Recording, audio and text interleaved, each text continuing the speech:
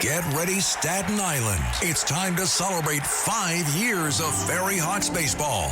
Friday, May 22nd at 7 p.m. it's Scout Night. This $16 ticket includes Ferry Hawks Special Edition 2026 Scout Patch. And for just $25 more, it's a Scout sleepover and breakfast the next morning. And post-game, all kids glow around the bases. Saturday, May 23rd at 1 p.m., it's Matinee Baseball. And Sunday, May 24th at 1:30 p.m., Matinee Baseball. Visit ferryhawks.com now to lock in your seats.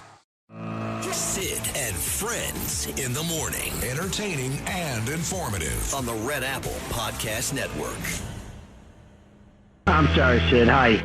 Oh, God, don't be sorry. You kidding me? No, I'm wrapped up in these meetings on peace. And I said, it's between peace and Sid Rosenberg. And I said, let's take Rosenberg, okay? So you could double the taxes I pay, and it's not going to help that teacher in Queens. That was Jeff Bezos, the Amazon founder, one of the richest men in the world. And almost immediately, New York City Mayor Zohran Mamdani responded on X with this. I know a few teachers in Queens who would beg to differ. Bezos says politicians are using billionaires as villains instead of actually solving the country's real economic problems. Mamdani, though, has built his political brand around taxing the rich. Well, today, we're taxing the rich. On tax day, he posted a viral video outside the home of billionaire Ken Griffin. Like for this penthouse. Singling out his $238 million Manhattan penthouse as an example for a new tax on luxury second homes. Griffin fired back, accusing Mamdani of putting him in harm's way and threatened to rethink plans for a new office tower in Manhattan. Bezos defended Griffin in the interview, saying he's not hurting New York, but Bezos did say he's fine with New York's tax on high-end second homes. All of this as the fight over increasing taxes on billionaires becomes one of the biggest political battles in America. People are wondering what happened with Massey in Kentucky. Why did he lose? Well, so first off, Ashen, you have to understand that was one of the most expensive congressional races in U.S. history. Thomas Massey, the incumbent Republican, going up against Ed Gowrine, who got the Trump endorsement. He's a fifth-generation farmer. And really, I mean, you saw the impact of the Trump endorsement here. This was the third instance of Trump essentially getting some sort of retribution on perceived political enemies. First happened with those state lawmakers in Indiana, then with Senator Bill Cassidy in Louisiana, now with Massey, who's drawn the president's ire time and time again. Yeah, Perche, I got to ask you, because people are looking for a little bit of context here. What actually happened with Massey and Trump? Yeah, so, I mean, where do we begin, right? So first, I mean, you've got him voting against the president's signature legislation. He also criticized President Trump's military actions in Iran. He also joined Democrats and forced the Justice Department to release those files related to Jeffrey Epstein. You know that was something that really kind of bothered the White House here. And so you've seen President Trump not just endorse Ed Gowrine, but also go out on his own social medias and severely criticize Thomas Massey. At one point, he called Massey not just unreliable, but the worst conservative in the U.S. history. What's interesting here is, like, if you actually look at Massey's voting record, he's not someone who's considered moderate, right? I mean, he is actually very, very conservative. But, you know, in a race that's staunchly Republican, President Trump, I mean, his sway is very much, driving the conversation and also driving folks to the ballot box. Here we are, kind of in a stalemate. I've told you, I've had people tell me that we're stuck. The United States is stuck. We're not winning. We're not doing great. This comes from guys in the Pentagon, by the way, Brian. We're stuck. What is going on with this war? When's it going to restart? And what is really the ultimate goal for President Trump, who looks like he's underwater with the economy because of this? It's really because of this. That's it. And that's why I don't even worry about the polls right now in May, because this is in hyperspace. So now we've been longer in a ceasefire than we were actually at war. And now Iran, who is flat on their back, Scott Bessent is the MVP of this. He is strangling on every way possible, putting pressure on our allies to freeze money. Gulf allies got it. And then we're stopping. We found their cryptocurrency stopped $500 billion for going into their account. So the blockade is working. But here's what I don't like. The waiting. I mean, if we're going to go in, we should have went in on Tuesday. I don't know the delay. Now we understand that Qatar has cut a deal with Pakistan and Saudi Arabia to say this is the deal right away, open up everything, and then 30 days to get a final deal, which means oil drops immediately and things get better, but they're not really going to kick in and people are not going to invest hard unless they know it's over. That's why I think they got to be taught a lesson. We got to go back to unleashing Bibi Netanyahu and his assassination squad, and I think we got to really do some more damage. The other thing is the report in the Wall Street Journal today that Netanyahu and the president had a very tense call on Tuesday. That makes me think, Sid, that he picked up the phone and said, I think we're going to pause for a while. And that's probably when Netanyahu says, big mistake, and Trump got angry. That sounds to me like what took place. But I'm going to get Jack Keane on today. He's talked to the president, and I'll be able to read between the lines and see what goes on. But my thing is, the thing I'm not worried about is because I know exactly what the problem is. It's like, people don't feel good. Oh, things are too high. Inflation's stubborn. That's when I'm saying to myself, man, what's it going to take? But I know exactly the issue. And I also know it's one of these infections that had to be handled. You can deal with the tumor or you can cut the tumor out. The president cut the tumor out and there's still pieces of it remaining. And the question is, do you go back in or do you deal with it chemo and gradually shrink it and then see what happens? The president is debating that right now. I want to talk to you about the people, the Persian people. 92 million Persian people, the vast majority of whom want to live in freedom. I want to talk to you about humanity. I want to talk to you about Judeo-Christian values and beliefs. Some of you may have gone to church today or temple, or you just have these moral and ethical beliefs. Maybe you've been taught them, maybe they're intuitive. You know right from wrong and good from evil. So I want to talk to you about the tens of millions of people in Iran who for 47 years have been treated like animals, who've been imprisoned, tortured, raped, murdered by the tens of thousands, who've been told what kind of music they can and cannot listen to. I want to talk about young women, the daughters, the sisters, the mothers in Iran, who are forced to cover their heads and have no rights, let alone equal rights, and are subjected to the worst kind of abuses. I want to talk to you about the young people generally in Iran, who want to enjoy their youth, experience new things, happy things, who are the primary target of Iran's secret police, who are being rounded up, who are being summarily executed, mostly in secret.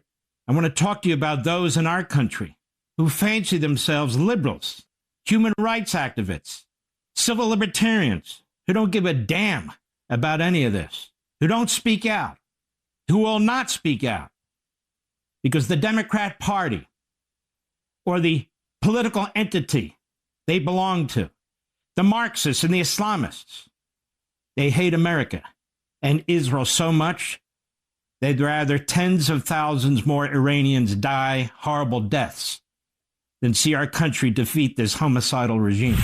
It all started with Laura, and I'm getting Bruce Blakeman, Mike Lawler. The names keep coming in. I don't know if I'm going to do it, but, the more impressive people that ask me to do it, the more I have to think about it. Now, I'm not sure President Trump, I'm going to see on Friday, will say it yet because he's still supporting, I guess, Mamdani.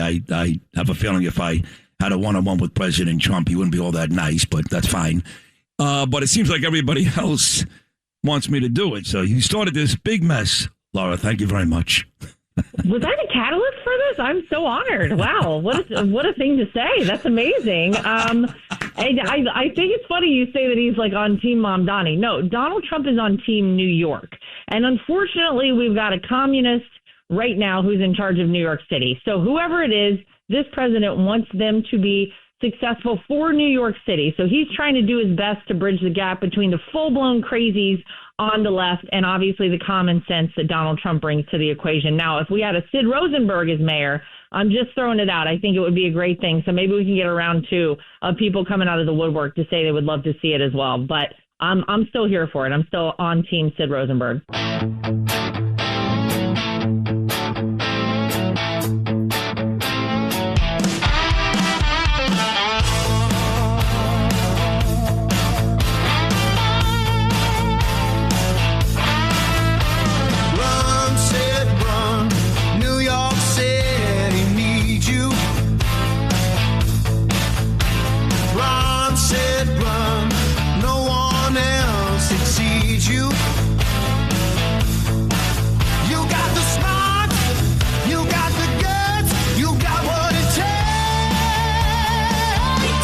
So take the bid.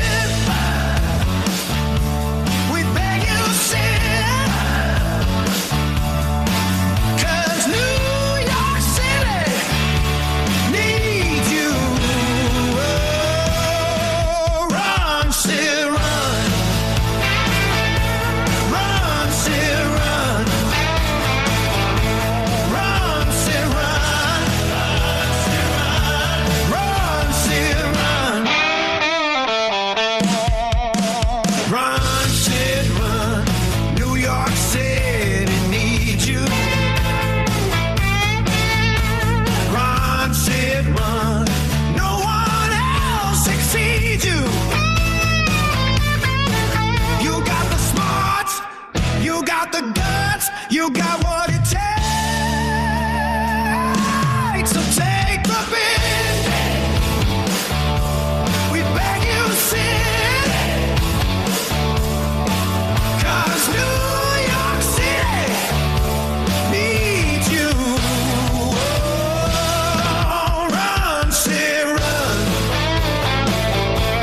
Run, Sid, run. Run, Sid, run. Run, Sid, run. Run, Sid,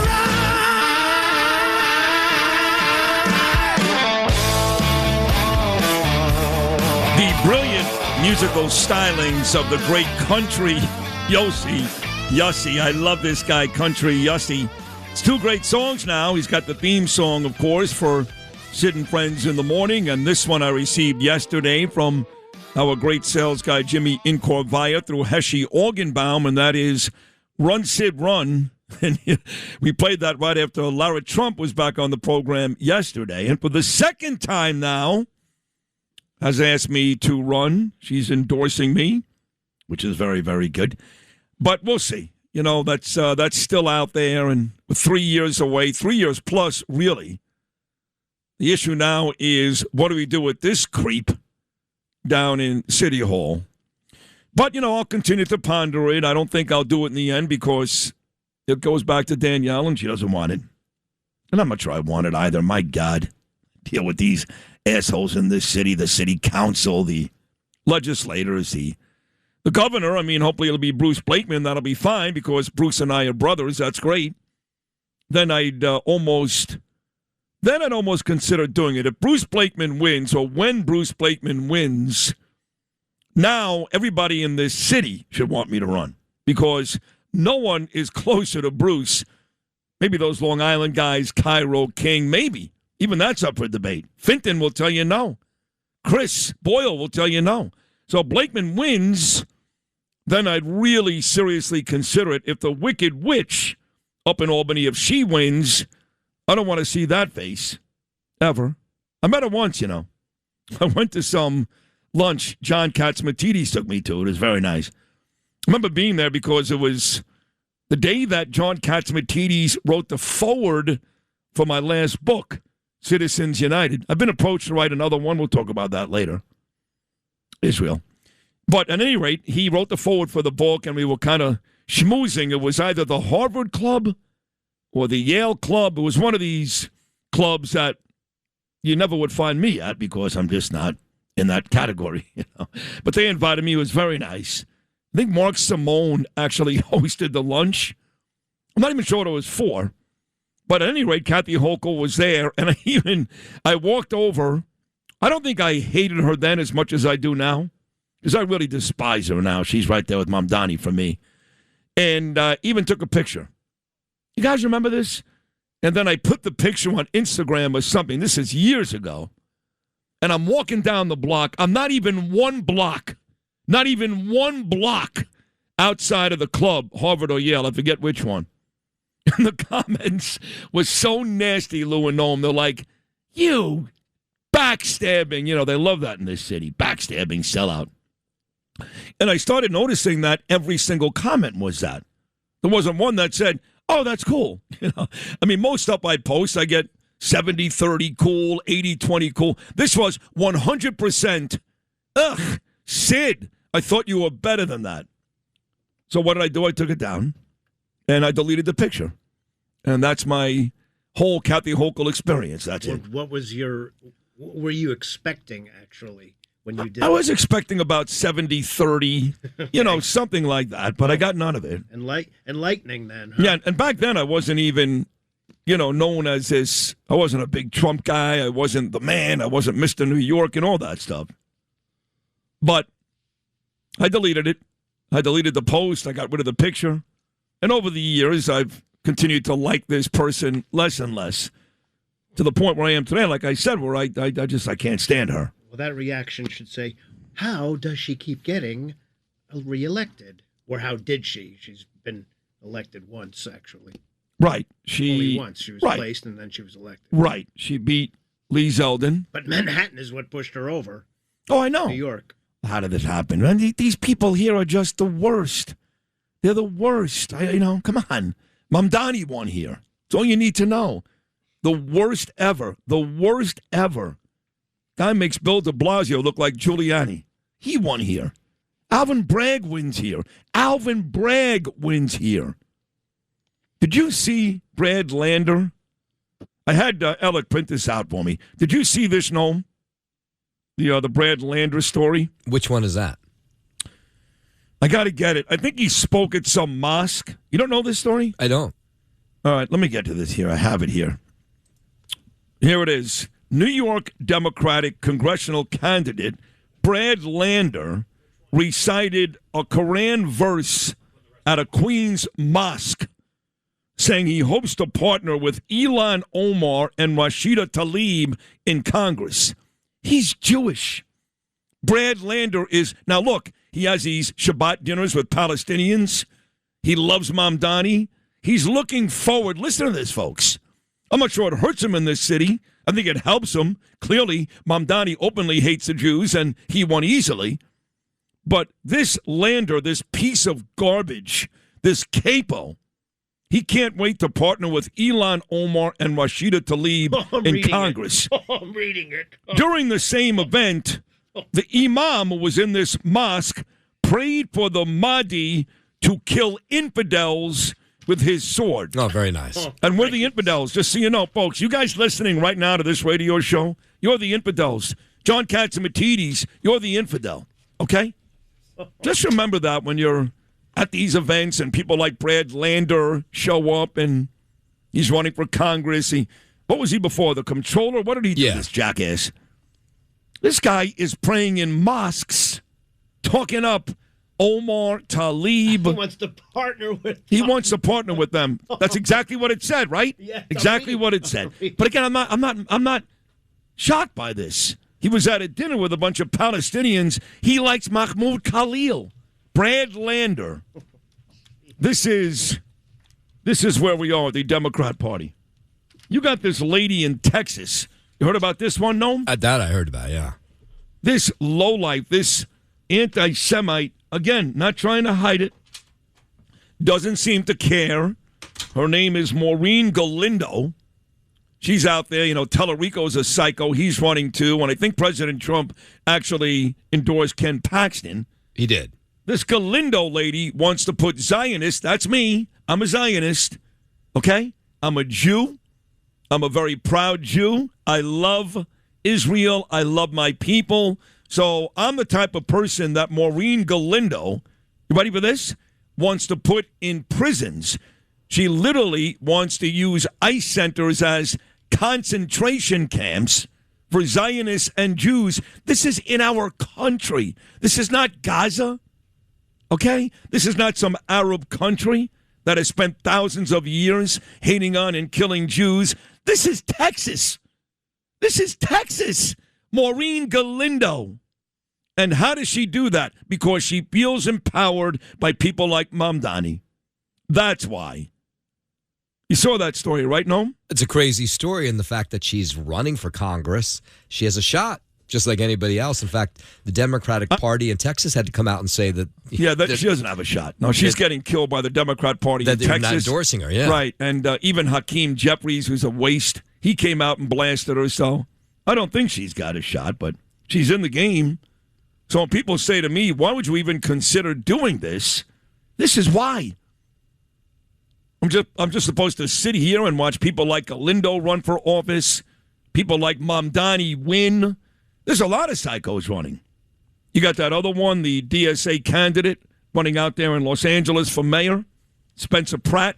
Hopefully he's going to win that. You've got the incumbent Karen Bass, too, but you've got a lady out there who's eerily similar to Mamdani. And this is happening all over the country. I don't even know anymore how many DSA candidates are out there, but I believe they're in the hundreds.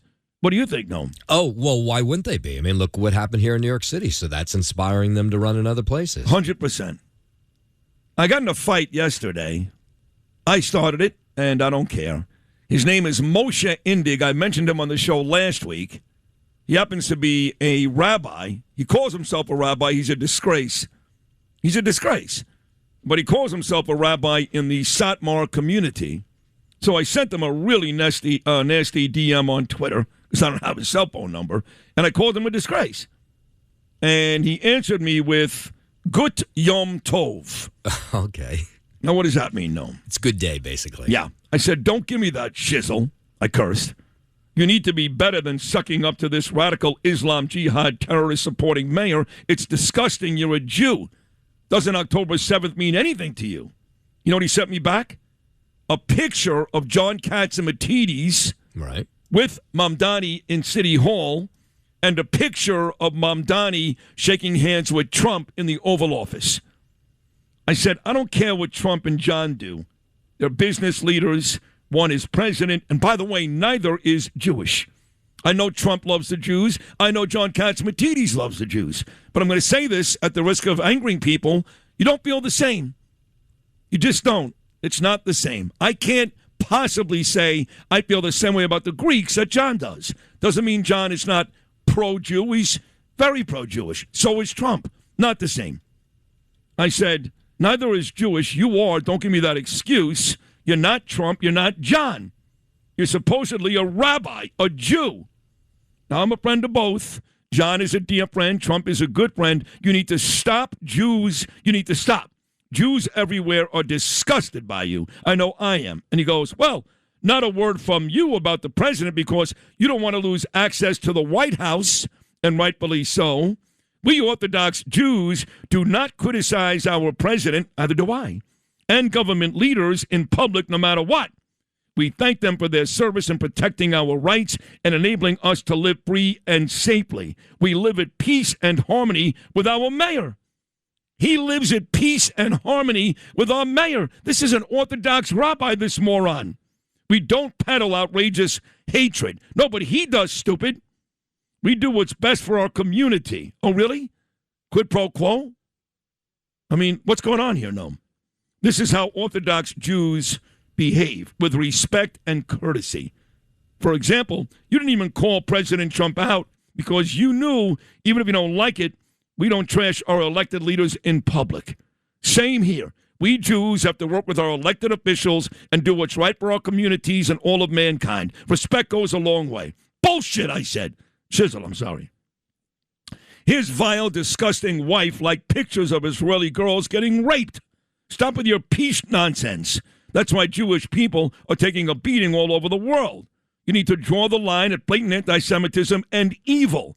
I'm a good soul, Rabbi. I'm a great soul. But I'm not going to buddy up to someone or even be nice to someone who wants to globalize the intifada. So you are either making money in this relationship. Ooh, was that bad, Noam?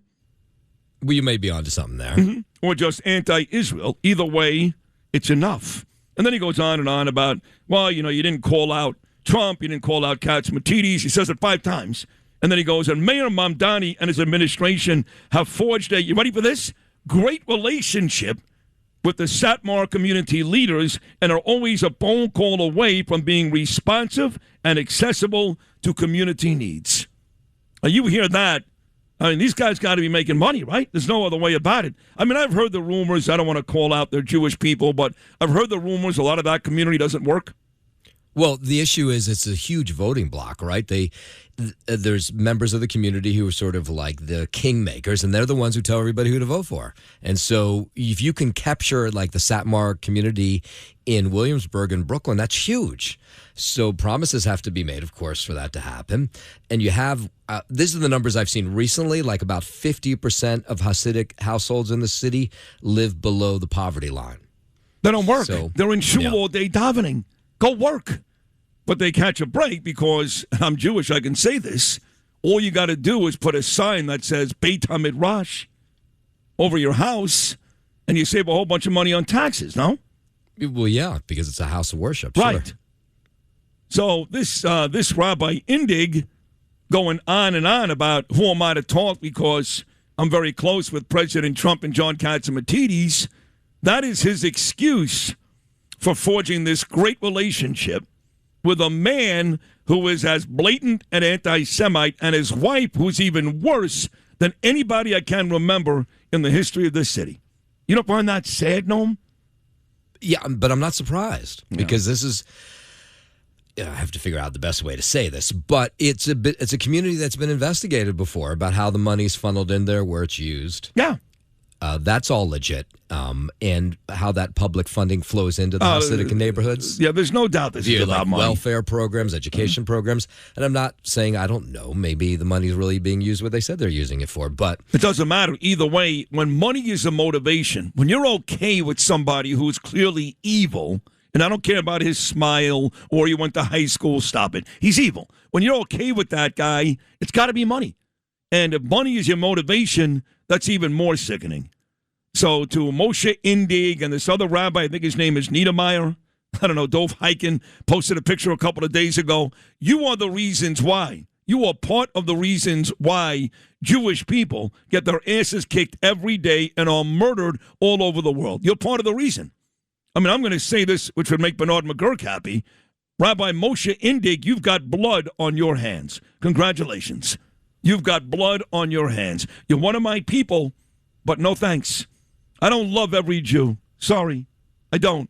And these people, those messages from Indig yesterday, you're not calling out President Trump. You're not calling out John Catsimatidis. Don't worry about it. Neither one of those guys, last I checked, is a rabbi. Are they? No. Don't I have to hold Moshe Indig to a different standard than Trump and John? You would think so, but there's also the other part of this story with the Satmar community, and they always cozy up to whoever's mayor, by the way. But in this case, this one, they have more in common with them because Satmar tends to be, not everybody, but they tend to be anti-Zionist. I know. Oh, I know. So that makes them more comfortable with this mayor as well. So gross. They're so gross, some of these people. They really are. Well, that brings me talking about Mamdani and anti-Semitism and anti-Zionism and people who gross me out. We have this really nice lady. She's a great lawyer. She's even been rumored in the past to get positions in Trump's administration because she's very bright and a good fighter, very good fighter for the Jewish people. She was on a couple of days ago. Her name is Brooke Goldstein. You heard Brookie, right? So she's putting together this huge rally Tuesday night outside of Gracie Mansion, Stop Mamdani. And she reached out to me a couple of days ago, and we had a private conversation, which is now going to be public. And I said, I don't do these things. I don't do it. Look, I don't. The influencers, I'm not going to name them by name. I like them personally. They're nice people. I do. They're nice people. And in their heart, I think they mean well. But the truth is, they've been doing that nonsense daily for 3 years. And the anti-Semitism numbers in this city have gone up. So clearly they're not helping. They're not helping. And the truth is a lot of them are worried about how many hits they get on their Instagram because you can monetize those hits. Some were so offended when there was a story that said they get paid $7,000. I don't know what they get paid, but they're getting paid. They're my own people. Some of them my own friends, and they're lying. Okay, they're lying. So I don't do this stuff, man. And I'm going to sound like a dick. I know I am. I told Brooke, I'm going to sound like a dick. But I'm speaking with Bibi Netanyahu and Mark Levin. Okay, I text back and forth with the President of the United States. Standing outside of Gracie Mansion with 27 speakers, many of which are on Instagram every day looking for hits, doesn't appeal to me. So when I had that first conversation with her, she said, no, it's not like that. It's not about the influencers. We're bringing in some high-powered people. You know, we really want them. This is not even about anti-Semitism, which is great. Which is great, because I'm not a one-issue guy. I don't despise the mayor just because he hates the Jews. I despise the mayor because he's anti-cop, he's anti-American, he wants to get rid of all my successful people here. I mean, the truth is, people like John Catsimatidis, people like Ken Griffin, people like Jeff Bezos, they should inspire people. If you're a young kid in America today, you should want to be those people. John came here with nothing. He's a billionaire. Bezos, you should want to be those people, and this idiot mayor is making them into villains, turning them into criminals. That's why I hate the mayor. It's not just about the Jews. So I don't want to run the streets all day, every day with these social influencers. And she said, that's not what this is. And then I started to see all over the internet pictures of all these people. So I called her yesterday, and I said, hey, Brooke, how many people are speaking? Oh, lots. There's like 20-something people speaking, and it's the same faces and the same names that we've seen every day for the last 3 years that have made little to no difference. None. Am I wrong about that, Noam? Wait, so there's 27 people speaking? Yes. And what? Do you know what order it's going in? Do you know when you would be speaking? No. I mean, first of all, 27 people, you don't want to be in a group of 27 people. You know, if they're doing something and they're having 3 people, then you want to be part of it. I said, if you had 3 or 4 speakers, and she got a little angry with me. She said, Sid, this is not about you. It's about fighting extremism. Give me a break. I've done a million of these already, events, rallies. That's not what I do. That's what Curtis Sleewa does. He's out there every day at a different rally with another bullhorn, and he got 7% of the vote. Okay? 7. It's not what I do. So I see the list of names here. Again, lovely people. I like a lot of them. But she says to me, you know, Sid, we got James. Oh, God, I forgot his name already. That's how bad. Flippin? No, not James Flippin. James something or other. He's got 2.4 million followers. So I go to his page, Maslow, and he does have 2.4. I never heard of the guy. It's like a completely different world, this Instagram, social media. It's a different world. It doesn't really exist in the real world. Does that make sense? Well, it's so targeted, right? So that's why he can get that many viewers, because I'm assuming he just does, what, Israel issues or something like that? I don't know what the hell he does, but I've never heard of him. So I asked you guys for help because, 20-something speakers, and I'm thrown out there with the same people you see with bullhorns in the streets every day. Again, nice people. I'm not attacking them. All I'm saying is whatever they've done the last couple of years ain't working. I know people like them. They look up to them. Not me, okay? I'm dealing with the bigwigs, the big guns, trying to get stuff done, okay? You invite me to JNS in Israel, yes, I'm going to speak. I'm speaking with Bibi Netanyahu, Mark Levin, Mike Huckabee. That is not some social influencer walking the streets in New York City. So I need you guys to help me out here. Well, I think it's easy. I mean, why would you go? Really? Yeah. Because I'm Jewish. And all these people because I hate Mamdani. But the people, I don't know all of them, but a lot of these social media influencers will be there to juice their numbers because they're in front of City Hall. And then, of course, they make more money on it because then they do speaking engagements and they go across the country. They're on college campuses. Yeah, I don't need that. I mean, have you followed any of this? I mean, people are making good money. I just said that. Doing that. Really And they good get money. angry when you say that. Oh, I'm not making any money. I'm out there. Oh, stop it. You're lying. You're lying. Of course you're making money. I don't care. I'm doing fine in my actual field. So you say it's an easy decision. Yeah, 27? No. So either way, Maybe look, 28, I don't know. Think about this. So let's say they put you on first, so you don't have to sit through 26 other speakers. Well, at that point, probably not everybody's there, right? Because it's the beginning of a rally, so not a lot of people are going to see you. And then are you really going to sit through 26 other speakers if they make you the number one speaker? What are you, nuts? That means you'd have to sit through 26 other people. No, that's even if they speak 10 minutes each or 5 minutes each. Yeah. Think how long you're going to be there. And who's staying at a rally to hear 26 people? Well, they'll Not many. stay, some of these people. Most people will be like, okay, 10, 15, 20, half hour I'll give you, and I'm out of here. And they tell everybody you got 5 minutes. Nobody listens to that. 5 minutes becomes 15 in a hurry. Look at President Trump last week on this show. Margot Martin said, Mr. President, you got 5 minutes. He was on for 38. So, and the next night, I got to be back in the city for an event I actually am honored to be a part of, the Manhattan Jewish Experience, the MJE, where they're honoring me and Bruce Pearl and Maureen from Australia, Emily Austin, and a few others, like 5 people. And I'm excited about that event, and I don't like coming back into the city 2 consecutive nights because I don't have my own apartment, so it becomes a pain in the ass. That's another issue here. All right, so you're saying don't go. Yeah, that's it. Let me go to the great Lou Ruffino, very common sense, level-headed guy. Based upon what I've said so far this morning, Lou, do I partake? Again, they're going to think I'm a dick. I know they are. Oh, Sid thinks he's too good for it. And a part of that is true. What do you think? Well, what would you plan on if you go? Yeah. What's going to be the agenda for how are you going to address?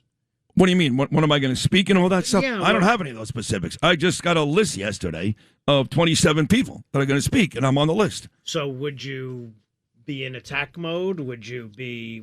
Oh no, I'd be in attack mode. Yeah, That's what I want to know. Like, how critical are you going to be? I'd be very, very critical. But so what? They're all no. They're all going to be critical. Every speaker's going to be critical. The question is, do I stand out there with a bunch of social influencers? I'm the number 1 radio guy in the world. It's not the same. I'm sorry. No, of course not. But you could make that point.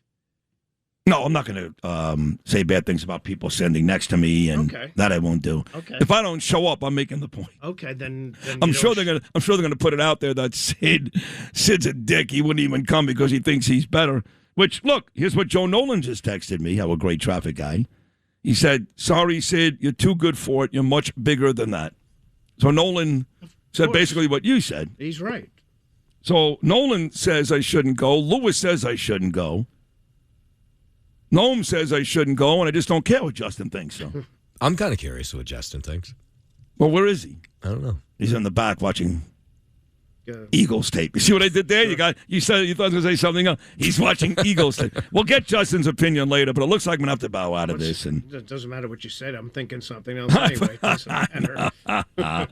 All right. So we'll get back to that later on in the program. I got a lot of stuff coming up. Tomorrow, for example, I'm going to be in Rockland County with my man Mike Lawler because President Trump is coming in. That's another event I have no idea what's going on. I know it's at Rockland Community College. I know Lawler invited me. I know I filled out all the Secret Service stuff. I'm sure the president is very, very happy he's going to see me. But I have no idea what the specifics are for that event. What time, how it's going to go, how many speakers. I have people texting me going, "Oh, Sid, I'm going to see you on Friday. I'm probably going to speak." No, you're not. What are you, nuts? I'm not even going to mention names, but these people are so delusional. My God. I'm not even going to ask Mike Lawler to speak, but some of these people are just, they're outrageous. I got to be there. I got to be there. I think I'm going to speak. You're going to speak. Right before the president. But I don't have any information on that. Do you know about Rockland County? I know what they're going to talk about, but I don't really have any more No, but you don't know details than what that. time and what are they talking about? He's actually coming in, President Trump, to endorse Mike Lawler. Yeah, and then he's going to talk about some sort of federal tax cut that he wants to get started. Well, that's so good. Going to be no? part of it. Yeah, I know it's at 3:00. That it is at 3 o'clock. Yeah. All right. And traffic is going to be terrible. Joe Nolan's coming up, but it's Memorial Day weekend. Now, the weather is awful. And I keep going back and forth with Danielle about going to Miami, getting out of here for the weekend. I don't want to stay home for 3 rainy days. Who the hell wants that? Last weekend was gorgeous. Next weekend's going to be gorgeous. And this weekend, shot. Terrible, terrible. 3 days of rain and clouds. So I'm looking to get out of here. But I would imagine 3 o'clock on Friday, I'll have to go straight from the job, I guess. You will, because you can't show up at 3 because you have to be there so the Secret Service can do its sweep and stuff like that. So you have to be there. And I want to see earlier. the president before, obviously. Yeah. Before everybody else runs up to him. And I can't get back to Queens and get to Rockland County. No way. No way, right? No, you got to go straight. Go from straight here. from here. You Yeah. go to Rocket to get over What the a bridge mess. and everything. Everything's a mess. Everything is a mess. So if you leave from here, you'll be okay. Oh, that's what I'm going to do then. Yes. Doors. I'm looking now at the invitation. Doors open at 11. What invitation? I didn't even get an invitation. You can. I guess they're offering Republicans in Rockland County to sign up for tickets. Yeah. And so I love those guys. You guys remember, not that long ago, a couple of months ago, on a Friday night, a chilly Friday night, Mike Lawler invited me and Danielle. We went. and it was a Republican event at some restaurant in New City where my two nieces live, Jennifer and Tamara. My sister Alana used to live there. It's a lovely, lovely area in Rockland County. So he went to New City to some sports bars, very nice. And Lawler spoke, and then he left. And then a whole bunch of other people spoke. Ed Day, you guys know Ed Day? Yes. Of course. Right, he's the guy that threatened to strangle Eric Adams if he sends any more illegals to Rockland County. I love that guy. And a whole bunch of other people, spoke. Was Saritha there that night? No. Jimmy may have been there. But a whole bunch of local Rockland County people. But every year I do, you guys know this, I do 2 or 3 events for Mike Lawler every year in Rockland County. So that night, after I spoke, they took Danielle and I inside the restaurant, and they literally roped off a table.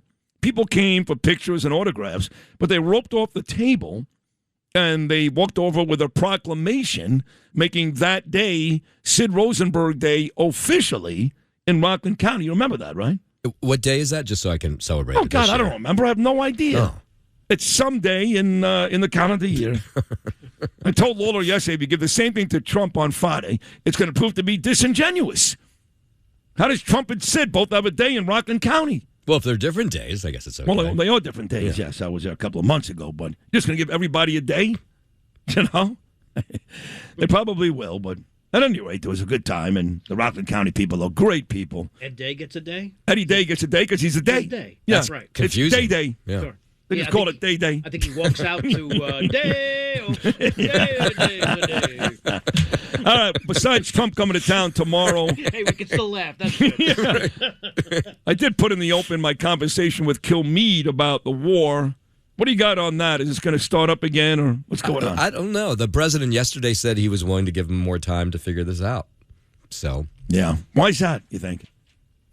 I think, it's probably start and stop and that things go forward and then they go backwards and they're trying to negotiate. They want, they want to pin everything down before they end this thing and start moving everybody out.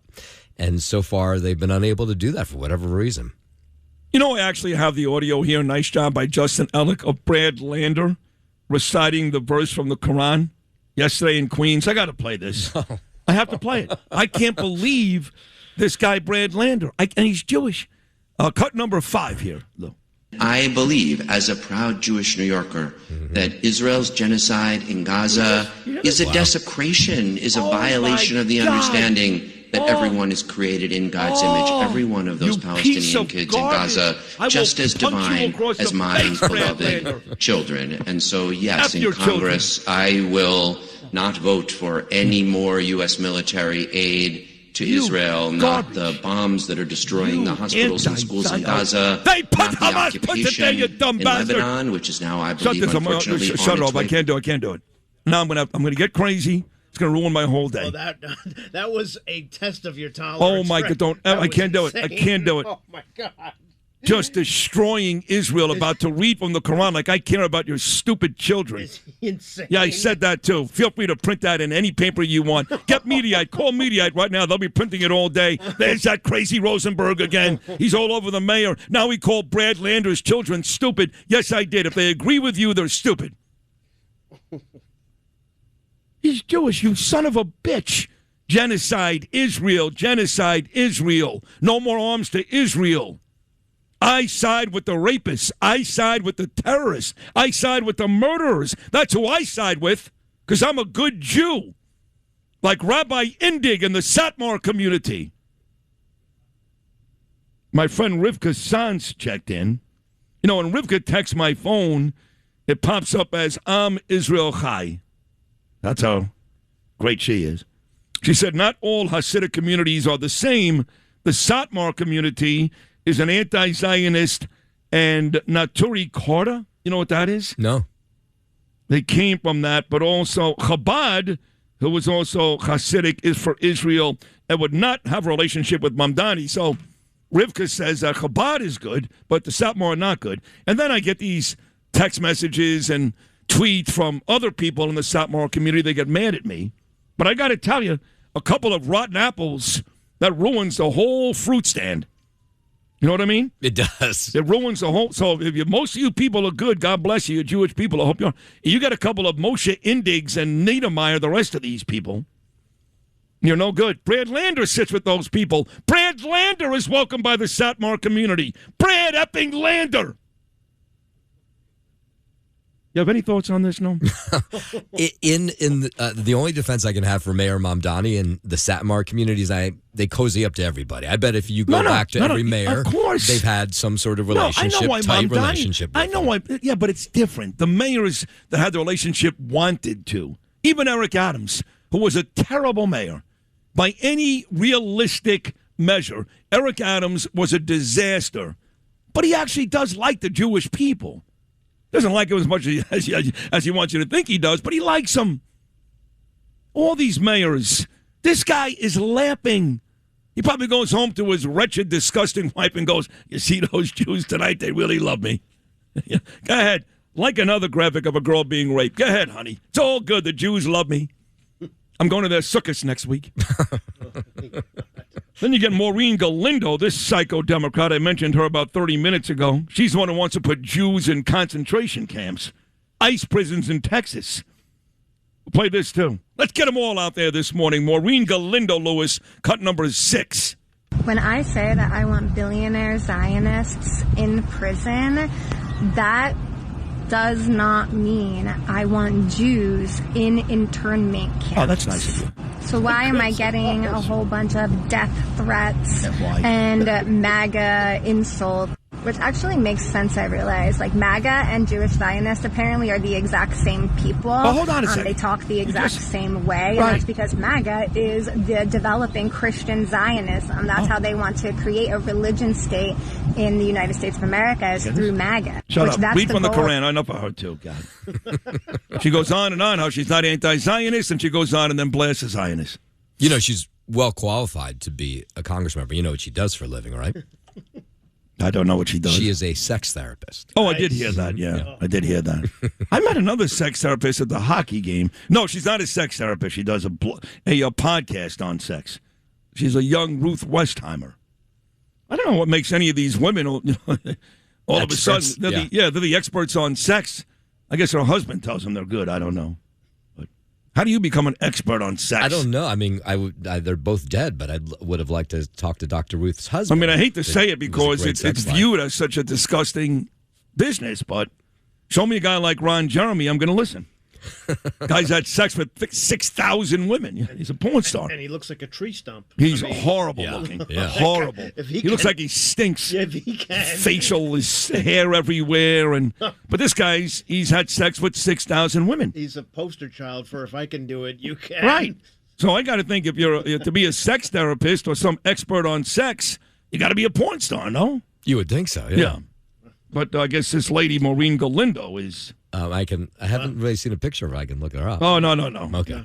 Oh, good. Take a look. Oh, well, her voice did enough for me. Right. Well, the face is worse. Okay. Let's see, you got this guy, Graham Plattner, too. You know, this psycho? He's another anti-Jew. Graham Plattner, another one. He's running up in Maine, but not only is he anti-Jewish, he's a former U.S. Navy SEAL, and all he does is make fun of U.S. Navy SEALs. He took one guy out a couple of days ago. He even made fun of Chris Kyle. Remember Chris? He was a sniper. Bradley Cooper played him in the movie. He survived Iraq, but ended up being gunned down by some psycho right by his home in Texas. You remember all that?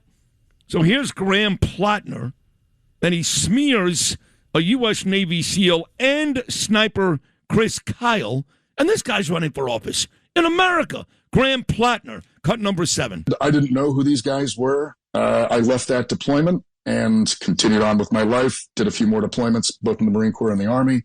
It wasn't until somebody told me to read Chris Kyle's book.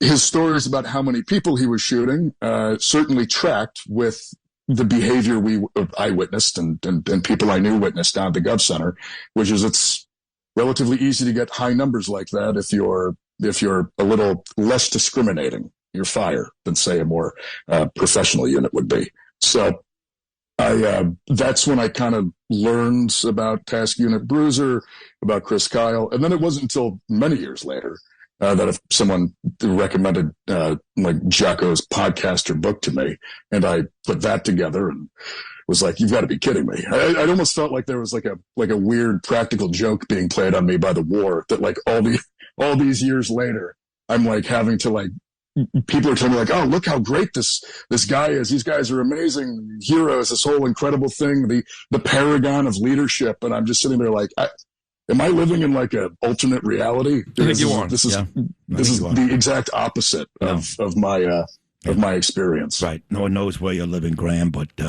he says that Chris Kyle and these American heroes killed people to get higher numbers. Really disgraceful. That's 50 minutes. 50 minutes I just gave you why this country is completely upside down. Completely upside down. Despite the best efforts of the greatest president in the history of the world, and I've never felt more confident about that than right now, even with being kind of stuck in this stalemate with Iran.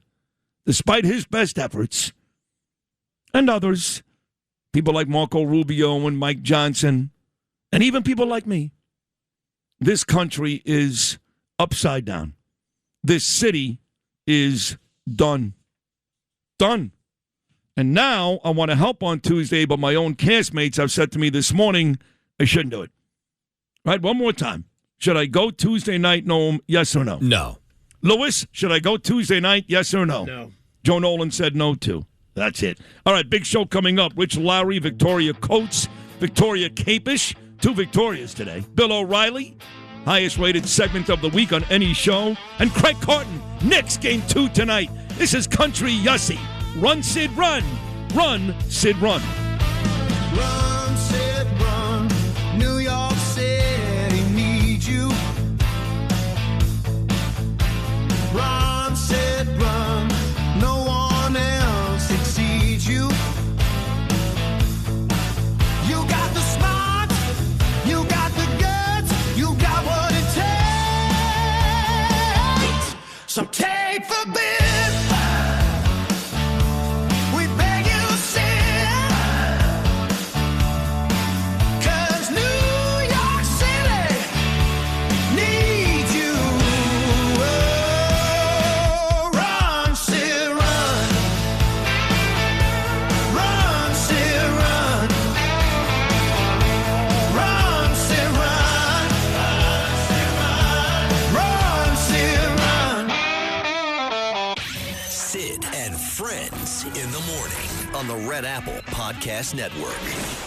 My gut tells me not one of you listening to me are sad, but I guess there are people in New York sad. I know that because my beautiful wife, Danielle, her office is not far from this theater. And I've gone there and seen a lot of people on the hottest and coldest of days, standing outside online, ready to view the program. And I'm not talking about the Rainbow Room with Jimmy Fallon.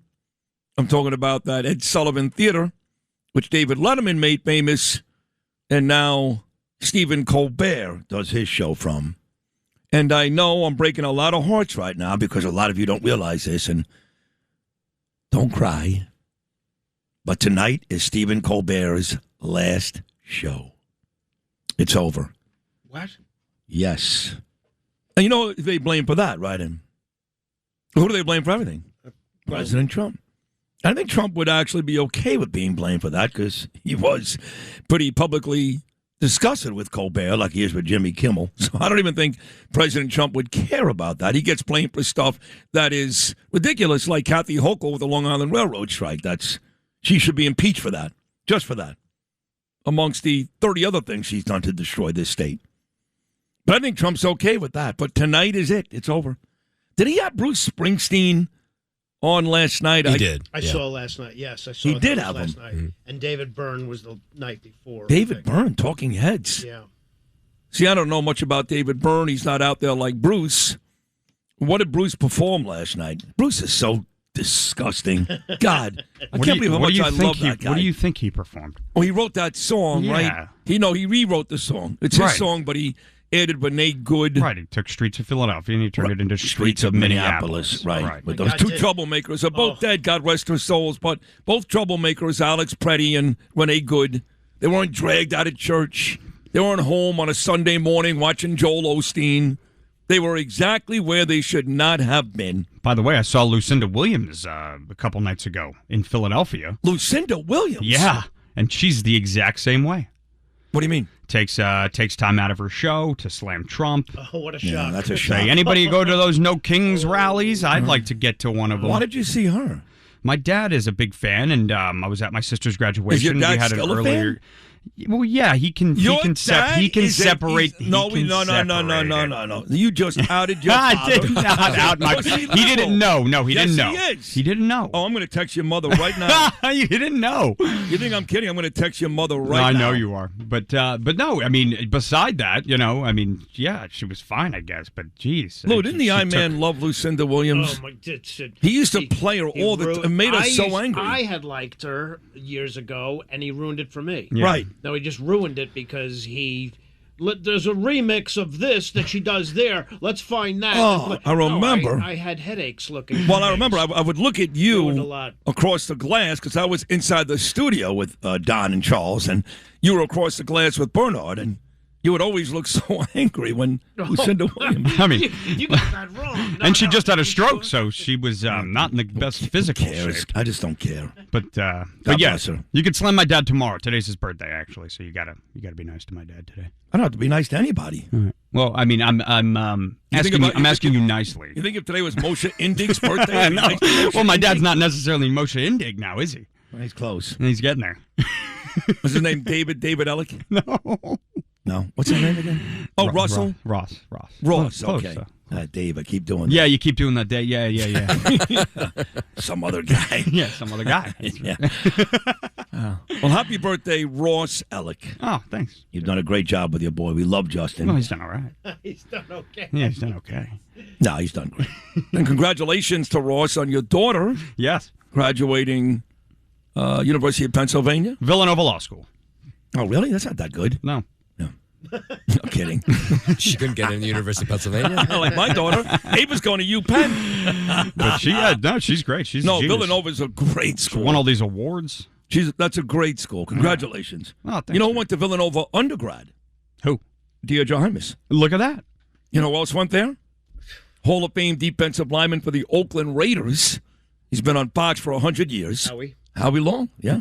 Jalen Brunson went there. Yes, he did. Now. The whole Nick team went there. Come on now. You've got Mikal Bridges, Josh Hart, and Brunson, and at one point you even had DiVincenzo. Oh, yeah? They all played for Jay Wright at Villanova. Checked out all the hardware in the trophy case. Well, congratulations to everybody in the Ellick family. You're all fine people. Oh, well, thank you, Sidney. And your mother's embarrassed. I just texted her. Well, what can you do? She didn't go to see Lucinda Williams, did she? No, she did not. Yeah, you see what I'm saying? Wow.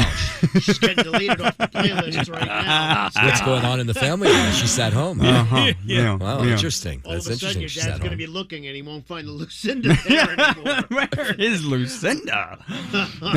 Oh, I just got a text from Michael Rappaport. Uh-oh. That's a big one. I asked him about Tuesday because Michael has become this amazing voice for the community. And he's given up a lot of money. He loses a lot of acting gigs. That's authentic. You know what I'm saying? He's not out there making money. It's kind of like President Trump. Every president, every politician, they go from, nice livings to multimillionaires on a $400,000 salary. Right? I mean, who has more money than Barack Obama? Even Biden, living in a $9 million mansion. Trump lost money, okay? Same thing with Mike Rappaport. Fighting for Israel, and he's lost money. He's barely getting roles anymore, and he's a tremendous actor and a great comedian. So I respect him. I love him. And he said, he agrees with you two guys. No? About what? About Tuesday night. Not going. Tonight. Yeah, no. so. Okay. But he said we'll discuss later, so we'll have a discussion. All right, we got a bunch of great guests stopping by today. Really, really good guests. Two Victorias. Victoria Capish.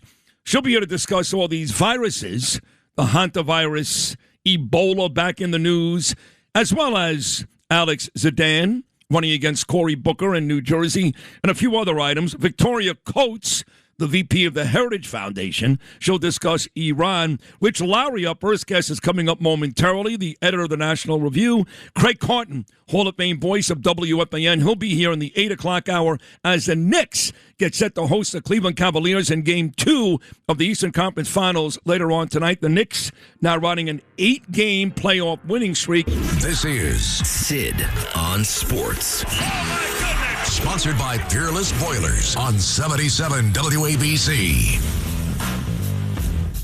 Justin Ellick here with your sports update, sponsored by Pete Morgan and Peerless Boilers. Go to peerlessboilers.com to find a deal near you. Peerless Boilers, the world's best-built boilers. Start with a look ahead, 8 p.m. tonight at MSG. Knicks welcome in the Cavaliers for Game 2 of their Eastern Conference Finals series. Of course, New York up in that series right now. 1-0 after that 22-point comeback in Game 1, courtesy of the great Jalen Brunson. Knicks 6.5-point favorites heading into tonight's Game 2. Last night in Oklahoma City, the Thunder beat the Spurs 122-113 in the Western Conference Finals Game 2 there. That series now knotted at a game apiece. It said to the Diamond in Washington, the Mets got beat 8-4 by the Nationals in the third game of a 4-game series. Juan Soto homered twice for the last place Mets. Slugger has 5 homers in his last 7 games overall. Washington pounced quickly on left-hander Zach Thornton, who made his major league debut for New York. Up next for the Mets, the lefty David Peterson gets a start this afternoon in the finale of this 4-game set, with the Mets vying for a series split. First pitch from Washington is scheduled for 4:05 p.m.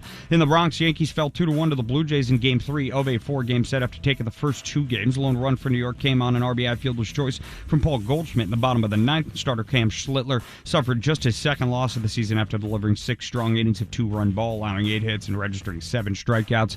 Up next for the Yankees, they'll go for a series win, I should say, in tonight's series finale, scheduled for 7:05 p.m. First pitch from Yankee Stadium.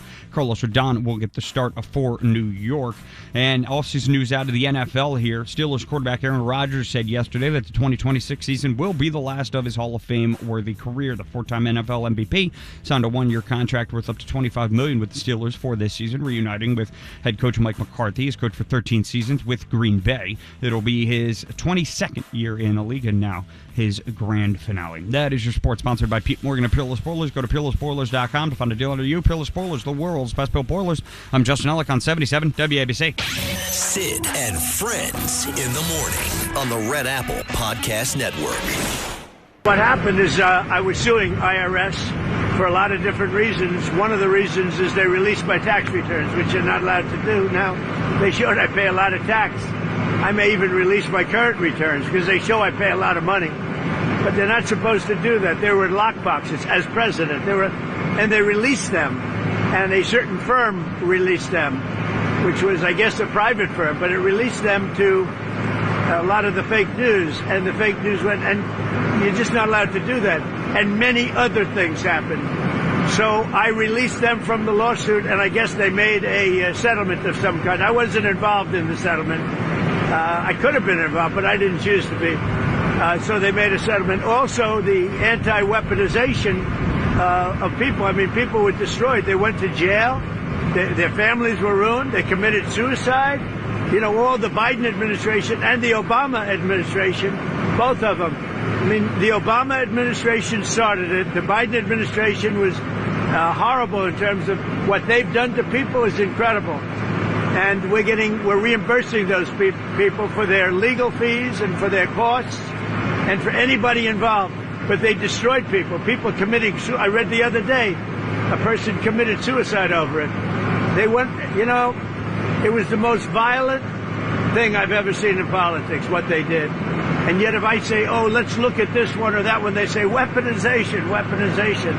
What they did in terms of weaponization will never be allowed to happen in this country again.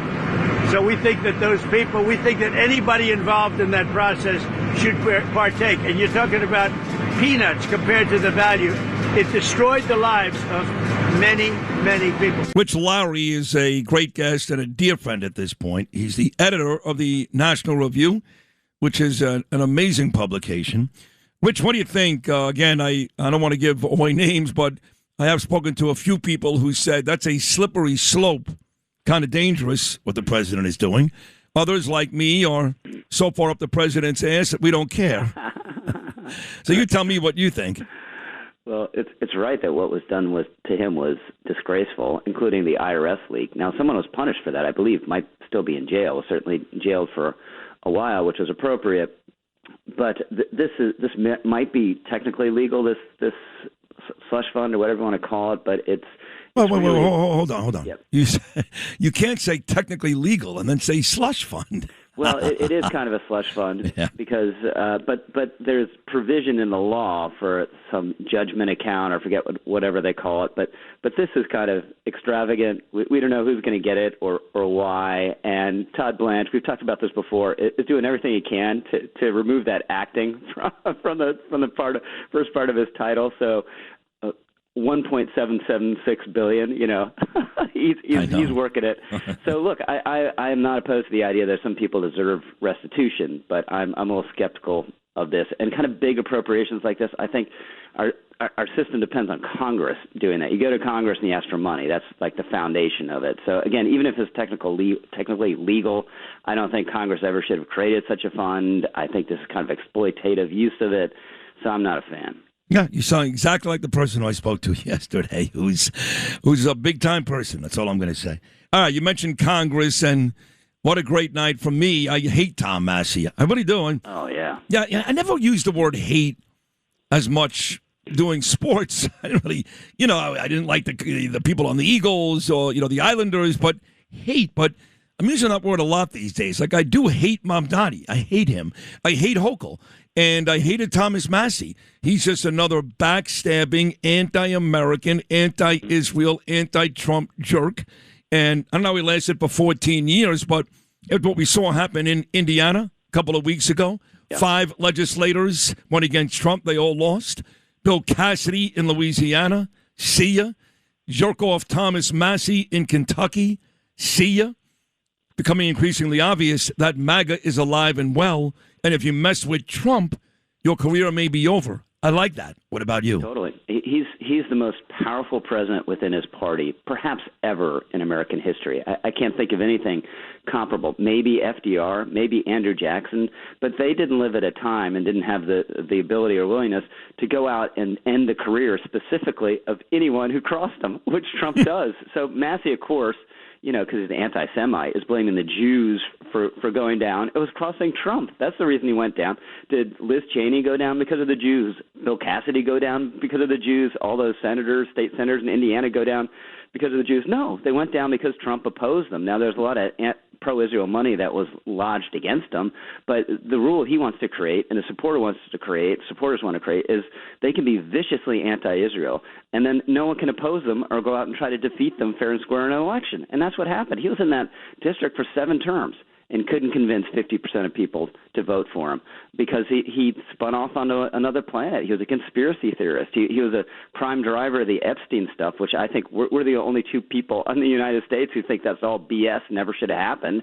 But he drove it and then smeared innocent people over it and is viciously and bitterly, irrationally anti-Israel. So good riddance. Good riddance. And the Epstein thing for me was it just wasn't real because he served, as you said, for 14 years. He had ample time when Joe Biden was president to rail about Epstein. He had ample time back in 2016 when Trump first won to rail about Epstein. You're telling me that all of a sudden in 2024 he started caring about Epstein? Same thing with Marjorie Taylor Greene, okay? Yeah. She loved the smell of Trump's farts. And now all of a sudden she's gone Epstein crazy? My issue is none of that is real. None of it. Yeah, so he alleged some deep conspiracy where there's this massive child trafficking ring that every powerful person in the planet was involved in, and it was just never true. The SDNY, the prosecutors there in that New York office, hate child sex traffickers, will do anything they can to prosecute them. And if they had evidence that other people should have been prosecuted besides Epstein and Maxwell, they would have done it. But the evidence wasn't there. We now know it wasn't there because almost all the files have been released, but he still alleges there's some deep conspiracy to cover the whole thing up. So we need much less of that in our politics. Much less. We have enough of it among our podcasters. Oh, I mean, that's the thing. Like, I speak to people, they go, America's had enough. Okay? We've had enough of Israel. Really? Look at all these anti-Israel politicians. They're getting clobbered. Even in Kentucky, not exactly known as a Jewish stronghold, okay? But because Tucker Carlson gets numbers and makes a lot of money in these Arab countries, or Candace and these other people, because they do. Even I've heard people say Sean Ryan and Ron Paul bought on anti-Semitism, all these names, and they get big audiences. They do. It means nothing. Doesn't mean the country is with them. Right. When people go out and vote, that's when you know the country is with them or not. And the voters are saying, no thanks. Yep. No, 100%. And look, Tucker Carlson's a talented guy. He'd be making a lot of money and have a big audience no matter what he was saying. He could be pro-Israel and he'd be making a lot of money and have a big audience because he's really good at what he does. But the scary thing, though, Sid, is so on our side, this stuff has kind of been beaten back. It doesn't have any expression in elected politics really yet, and in part because Trump is kind of holding the center and is very pro-Israel. But on the Democratic side, they are going crazy. I mean, there is frightening stuff. The same night that Massey lost, this guy, what's his name, Chris Rabb in Philadelphia, who accuses Israel of an ongoing genocide. He campaigns with Hassan Piker, said that Bondi Beach attack was a hoax on one of his social media accounts. Now he disavowed that and said it was a staffer. But you only get staffers like that, if that's your worldview. And then there's this crazy woman who wants to jail Jews down in Texas. Maureen Galindo. Yeah, she's special, isn't she? And then you got the mayor here in New York who doesn't care if a Jew is dead on the street, no matter how many times he parties with the Satmar rabbis. No, they've gone nuts. The Democrats. This is something you've been right about, and I've appreciated about you all along. We need tough Jews. We need tough Jews that will take no BS, that will be really forceful in pushing back on this stuff, because the stakes are huge. We have a constitutional system and a legal system that kind of limits what they could do, but I think they really do some scary stuff if they could in this country. It's clearly where they're trending. It is horrible and horrifying. Even the Jews you can't count on. Chuck Schumer has been a complete waste. In fact, Trump refers to him as a Palestinian. And then I just played this. You got to hear this. You got to hear this. This is the former comptroller running for Congress. He's a Jew, okay? But he goes to Shabbat dinners with Palestinians. He loves Mamdani. I think he's been with Hassan Piker as well. His name is Brad Lander. And he was in Queens yesterday in a mosque, a Jew in a mosque, reciting the Koran. That's the least of it. You got to hear this, Rich. Little Brad Lander, cut number 5. I believe, as a proud Jewish New Yorker, that Israel's genocide in Gaza is a desecration, is a violation of the understanding that everyone is created in God's image, every one of those Palestinian kids in Gaza, just as divine as my beloved children. And so, yes, in Congress, I will not vote for any more U.S. military aid to Israel, not the bombs that are destroying the hospitals and schools in Gaza, not the occupation in Lebanon, which is now, I believe, unfortunately, on its way potentially to being a genocide. Enough of this. So the moron doesn't understand that Hezbollah operates in Lebanon, or the reason why schools and hospitals have been bombed in Gaza is because purposely, that's where Hamas sets up their headquarters, so morons like Brad Lander and Tucker Carlson can tell the world that Israel is killing innocent Palestinians. They did that from day one because they're smart. They knew, the Palestinians, Hamas, that the world would turn on Israel in 15 minutes. So, yes, it is true. Israel, every now and then, has no choice but to bomb these places because that's where Hamas sets up their headquarters. Are you telling me, Rich Lowry, that Brad Lander doesn't know that? Yeah, no, it's they want to make Israel into apartheid-era South Africa. They want to make it into an international pariah. And look, I think that the most cutting criticism you can make of Bibi Netanyahu is he wanted to get along with Hamas. He thought you just kind of leave them in Gaza and reach accommodations and everything would be fine. That's true. And that was totally wrong. And I don't know any society on earth, if a terrorist force came in over a foreign border, over a border, and did that to your women and children, tortured people, most barbaric acts imaginable, every society in the world would freak out. Now, that doesn't mean that you can violate, laws of war and commit a genocide, but they didn't. And if Hamas had just been a conventional military force and stood up with tanks and whatever and fought on a battlefield, they would have been destroyed in a day, and Israel would have let Gaza go along as it had. And, there'd be efforts to rebuild it. They had to root out a guerrilla force that wanted Israel to kill civilians, so they hit among civilians. It's so obvious. Right. But Brad Lander, a Jew, was speaking in a mosque. He said, this is unbelievable, he can't wait to partner up with Ilhan Omar and Rashida Tlaib. Mm-hmm. Yeah, that's a tendency within the party that everyone thinks that's where the energy and momentum is, so everyone's going to go along with it. That's why Chuck Schumer, who used to be pretty good on this stuff, not great, but pretty good, but is in a totally different place now. I don't know what they're thinking. I heard Chris Van Hollen. He's a guy that visited the alleged, I guess, gang member when he went to the jail in El Salvador. You remember that? Yeah. He went to visit the bad guy in jail. And he was talking a couple of days ago about this amazing momentum. He used that word, momentum, that the Democrats have these days. I don't know. Outside of bashing Trump, what else are the Democrats talking about? What have they done?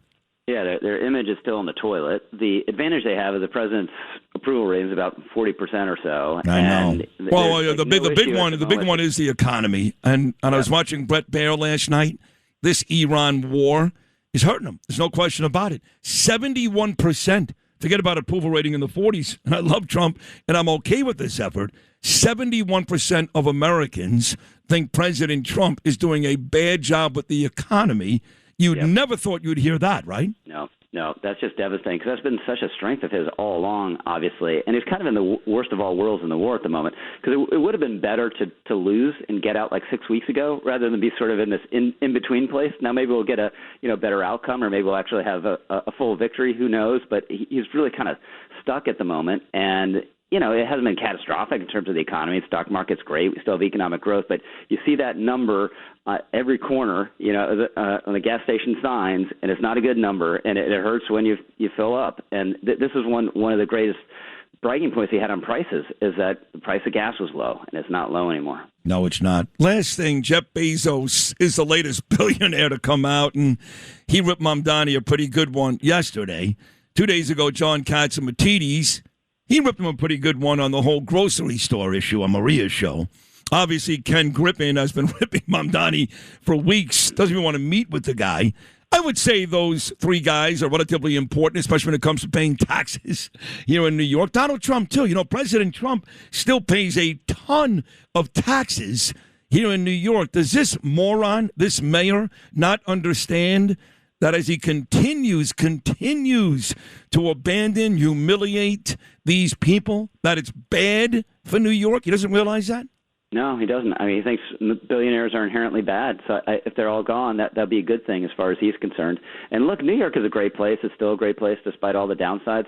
But just there's so many great cities in America now. Sophisticated cities, interesting cities, great restaurants, museums, opera, whatever it is, all over the place. So there's nothing to keep anyone from going to Miami, right? Miami's a great place. Great place. So he should be wanting to woo these people. Same thing with Kathy Hochul, but they don't. Nashville's a great place. Yeah, absolutely. Charlotte's a great place. That's not a red state, but it's a lot of great states. All right, so he's coming.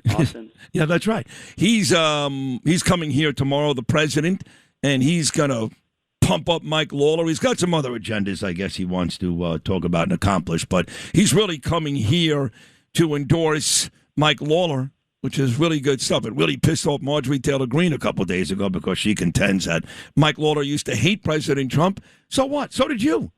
I voted against President Trump in 2016. What do I care? I care about where we are right now in the present. And Lawler and Trump get along great. In fact, Trump refers to him as Mr. Salt. He has a good time with Mike Lawler. The president is here tomorrow. Are you going to be in New York tomorrow or no?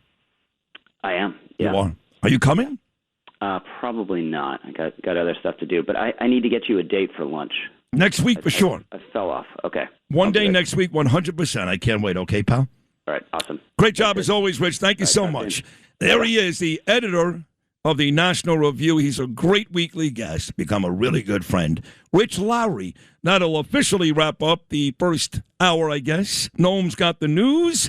A lot more great guests stopping by. Victoria Capish on a whole bunch of stuff. We'll talk to Bill O'Reilly about a whole bunch of stuff. We'll talk to Victoria Coates more about Iran and Cuba. How about this?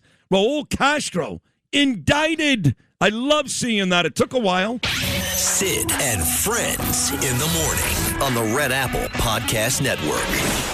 It all started with Laura, and I'm getting Bruce Blakeman, Mike Lawler. The names keep coming in. I don't know if I'm going to do it, but, the more impressive people that ask me to do it, the more I have to think about it. Now, I'm not sure President Trump, I'm going to see on Friday, will say it yet because he's still supporting, I guess, Mamdani. I have a feeling if I had a one-on-one with President Trump, he wouldn't be all that nice, but that's fine. But it seems like everybody else wants me to do it. So you started this big mess. Laura, thank you very much. Was I the catalyst for this? I'm so honored. Wow. What a thing to say. That's amazing. And I think it's funny you say that he's like on Team Mamdani. No, Donald Trump is on Team New York. And unfortunately, we've got a communist right now who's in charge of New York City. So whoever it is, this president wants them to be successful for New York City. So he's trying to do his best to bridge the gap between the full-blown crazies on the left and obviously the common sense that Donald Trump brings to the equation. Now, if we had a Sid Rosenberg as mayor, I'm just throwing it out. I think it would be a great thing. So maybe we can get around two of people coming out of the woodwork to say they would love to see it as well. But I'm still here for it. I'm still on team Sid Rosenberg. She wants me to run for mayor. She's also texted me that privately. Well, it's not private now, is it, Lou? Apparently not. Yeah. So I forget that when I say it on the air, it's no longer private. Thank God I don't say everything that Noam texts me on the air. Right, Noam? Oh, we have a deal. We got a deal, right? Yeah, I wouldn't make sure he upholds that deal. No, I would. You don't trust him. It's something crazy about that, but get it in writing, maybe. That's not going to help either. I can't see. I want to get to Victoria Coates here, but I can't see people in big numbers, the majority, I'm saying, over 50% in New York, really believing or saying even publicly anymore that Mamdani's doing a good job. In fact, I'll tell you something quickly, guys. So you know I've been invited again, and I'm going to speak at the JNS.org International Policy Summit in Jerusalem next month. I'll be there. Can't wait to go. Waldorf Astoria Hotel in Jerusalem. I'm going to spend 2 days in Tel Aviv and 6 days in Jerusalem. I can't wait. So I got the, I guess, official invite yesterday. The time I'm speaking on the very last block. It starts on a Sunday with Bibi Netanyahu. It ends on a Tuesday night, and the last block has me, Mike Huckabee, Mark Levin. Pretty good. Great actual list of speakers. And they told me on this, it's on the list, you know what I'm speaking about? Mamdani. Oh, that's funny. 120 days of Mamdani. Because there are so many New Yorkers. Judah Honickman is on this show all the time. He lives in Judea and Samaria. He's a New Yorker. There are Alex Trayman, he's a New Yorker. There are so many New Yorkers that live in Israel or have relatives in Israel in New York that they're horrified by this. They couldn't believe this guy won. They couldn't believe it. So they've got me speaking in Israel in less than a month, not about Gaza, not about Iran, not about Bibi and Trump, as the media continues to try to ruin that relationship. Yes, they had a tense phone call yesterday. That's true. Trump has told Bibi to go F himself, I'm sure. So what? So what? You've done that with your own family members. Doesn't mean you don't love them. But I'm speaking about Mamdani in Israel. I can't imagine people in New York really think he's doing a good job. And if he is, I got to be told where. If I hear about childcare one more time, I've got 2 children. Great. What else? What else? What is he doing that's good? I can't find a thing. Can you tell me? 2 things, Noam, 2 things. I mean, I guess pre-K is a good thing. I just said that. Oh, you did. Child care. I didn't hear you say that. Well, All say right, that. so- You said that 10 times. Well, Look, maybe you can get this Satmar Rabbi, Moshe Indig, this moron, get him on the phone because he loves him. He's telling me that the Orthodox Jewish people they're too loving. They're so loving that they find a way to get along with everybody. Really? Even somebody that's married to a woman who liked graphic images of young girls being raped, that's okay with you, Mr. Indigo? Mr. Indig, I'm sorry. Mr. Satmar Rabbi, you're okay with that because the Orthodox people are all about peace and love, and I love the Orthodox people, and I'm Jewish, and nobody fights more for Jewish people. I'm not in the streets. I don't have a bullhorn, okay? I'm not on Instagram every day talking about the Jews, but nobody fights harder. But I'm sorry, butting up to this mayor is not a Jewish thing to do. It's grotesque. So tell me one other thing. One. Well, to that point, there are signs that the Jewish community, even the ones that voted for him, are having doubts about what they did. That I've heard. There's a new poll out suggesting that. Yes, people do have buyer's remorse, especially Jewish people. Yeah, and idiots. No surprise that that's what you're going to speak about there because, well, second largest Jewish population in the world is right here. And he just announced he's not going to march in the Israel Day parade. I was asked a quote on that. Ariella Novak wrote a story on the parade yesterday. She called me for a quote. I said, good. I said, finally, he's being authentic. Well, that's true, but he's the first mayor since like 1964 or something not to march. He's also probably the first mayor that really hates Jewish people. Not all of them love Jewish people. Not all of them, but he really hates us. I don't want him there. I'm going to be marching in that parade. I'll be there. I don't want him there. I got mad last year seeing Andrew Cuomo, who's actually pro-Israel, and Eric Adams. How am I going to react if I see Mamdani walking with a Jewish flag? I'm going to go nuts. I'm going to tackle the guy. Literally, I'm going to physically tackle the guy. He doesn't belong there. So I'm okay with that. He's honest. He doesn't like us. And for the most part, outside of some Satmar rabbis, we don't like him. And some other Democrats who voted for him, not just the Satmar community, but I keep seeing pictures of those guys. Gracie Mansion on Sunday night. By the way, I know you keep bringing up this party at Gracie Mansion. There was a lot of people he invited to that party who did not come. Correct. Right? Rolf Heiken told me that Monday in Hewlett. Tuesday, he said, Sid, I've got good news for you. Yes, you mentioned some of the people that were there, but he said the majority of Jewish leaders and people invited to Gracie, to your point, Noam, did not go. Yeah, mainstream Jewish leaders who would always show up at this thing, no matter who the mayor is, they boycotted. That's got to stop. Oh, good. They boycotted. They said they saw that he wasn't going to the parade, and they were like, we're done with this guy. Fantastic. All right, there's some good news today. There you go. It took you 2 hours to get to it. Sorry. All right, Victoria Coates is the VP of the Heritage Foundation. She's a massive superstar on Maria Bartiromo's show every Sunday, all over Fox News all week long. And she's back. We're going to talk about important things like Cuba, Iran, all that good stuff. We've got Victoria Coates. Sid and Friends in the morning on the Red Apple Podcast Network. Cuban population of Miami and certainly beyond Miami, people that came there that were decimated, whose families were ruined, appreciate what the Attorney General just did today and was just doing now. Is just watching it. So we have Cuba on our mind. Very important. Been a lot of problem for a lot of years, and this was I think it was a very big moment for people that, not only Cuban Americans, but people that came from Cuba that want to go back to Cuba, people that want to see their family in Cuba. I think this is a very big day, very important day. They supported me to the nth degree. They supported me at levels that nobody's ever seen before. And so I think it's a very important moment. On the table here, Mr. President, should we expect any escalation here, or should they expect anything? Yes. No, there won't be escalation. I don't think there needs to be. Look, the place is falling apart. It's a mess, and they've sort of lost control. They've really lost control of Cuba. I worked with all Cubans down in Miami, and they were angry with what happened there with Castro. So it's interesting to hear that the people in Cuba are condemning this, but I got to think those are not the everyday citizens. Let's find out. This lady's as good as it gets. Victoria Coates, the VP of the Heritage Foundation. What are your thoughts on how the Cuban people really feel with the indictment of Raul Castro? Well, Sid, great to be with you. And Thank you. A quick note, I think that you should announce your campaign for mayor at JNS.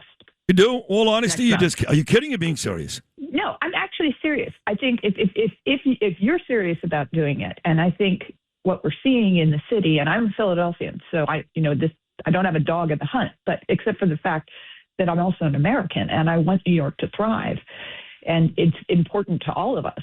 And I agree with you. He's not doing anything that's going to promote that. And if you're serious about it, I think that would be a great venue.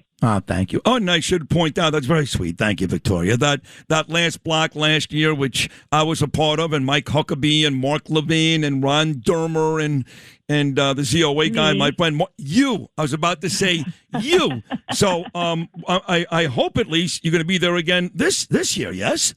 Oh, yeah. All yep. right. We'll be there. We'll be there in force. So you're going to have a reunion. You're going to speak on Tuesday night, right? I think so. That's what Richard Knox told me. So That's awesome. We'll see. Congratulations. Yeah, you're great, and you should be speaking. I mean, I watch you on TV all the time, and you do a tremendous job. Maria loves you. I love you. So let's get right to it. Again, the Cuba situation. Yeah. What do you think it really is there? No, I think you're absolutely right. I mean, rank and file Cubans are so just celebratory about this. And, I was listening to what Secretary Rubio was saying in his video yesterday. The Cuban people excel at everything. They're wonderful doctors. They're wonderful restaurateurs. They're wonderful entertainers, as you were just talking about. All across the world, they're prominent. And our Secretary of State is a Cuban. My old boss, Senator Cruz, is Cuban. I mean, you can't say these aren't accomplished people. The only place they don't thrive is Cuba. And so figuring out how we get this island from being a perpetual security risk. And I did an event at the Council of Foreign Relations last night with my Biden-era counterpart, John Feiner. And John's not a bad guy, but he was talking about Cuba, and he kept saying it's not a direct risk to us. Yes, it is. They've infiltrated our country. I mean, the very crimes that Raul's been indicted for are because their security services infiltrated a charity in the United States. I mean, the Cuban Missile Crisis was launched at us from Cuba, closest we ever came to nuclear Armageddon. So you can't say, with a straight face that it's not a direct threat to the United States. And if the president changes that without, firing a shot, as it looks like he may be well on his way to doing, that is a huge legacy for him. That's the fight every time, though. Every time. Same thing with Iran. We don't want Iran to have a nuke. Well, we don't either, but there is no proof, right, Tucker, or any of these Democrat lawmakers? There's no proof of imminent danger. What does that mean? So you wait 10 years? There was no proof that Adolf Hitler was going to murder 6 million people 6 years before he did it. So you're supposed to sit there as the president of the United States and roll the dice because you believe there's no imminent danger? Same thing with Cuba. I don't understand it. If you've got an opportunity to take out what is clearly an adversary, if not an enemy, and you've got the wherewithal to do it, you do it. Oh, absolutely. And, the other issue here with both the Iranians and the Cubans is we've been doing the same thing over and over and over again, rinse, repeat with them, try to get them to the table, try to coax them into reforms, and try to sweeten the pot with economic relief. And maybe they'll become reasonable. No, they're not. In both cases, 60 plus years for the Cubans, 40 plus years for the Iranian regime, they don't change. They're not going to change. The only way you're going to break that paradigm is to force significant transition in both those countries. Right, and then when he does something with force, all the America First people that don't understand that America First is not only the way you keep America First is when you make sure the powers out there that want to end that are no longer in power. That is America First. They don't seem to get that. So what he did with Maduro, for example, in Venezuela was awesome. Not good, awesome. Although he seems to be intimating, the president, that we won't need that type of force like we did use in Venezuela, in Cuba. What do you think? Well, I think we've demonstrated the capability. So that's a situation where Castro now knows that there were indictments against Maduro. I remember when Bob Barr was writing those in 2020. So this goes back a way. The president set this up. And so now we had Director Ratcliffe dispatched to Havana to, I think, send that message that this was happening, that it is real. There are reports, I don't know if they're true or not, that there's an actual recording of Raul Castro ordering the shoot down of the Cessnas in the 1990s. So there's pretty much proof positive that he was culpable very directly, not just he happened to be the top of the line of command, right? That he ordered it. Yeah. And so I think that message has been sent. You now know that we can do this. We can do it as far afield as Venezuela, so we sure as heck can do it in Cuba. And how about we, get down to brass tacks here? So hopefully that threat to his person is going to get his attention. As distasteful as it is, I'm sure we're preparing off-ramps for the top echelon of the regime so they can go live in Sochi with Bashar al-Assad or whatever it is going to be. Which it's gross. I would like to see them stand trial for their crimes, but at the same time, I don't mind them sort of spending all eternity with Putin. That's not the worst thing that ever happened. So, that's if they do that. What I don't want to see is when I go visit my mother in Aventura and I'm having a lox, eggs, and onions at Moe's Bagel Shop.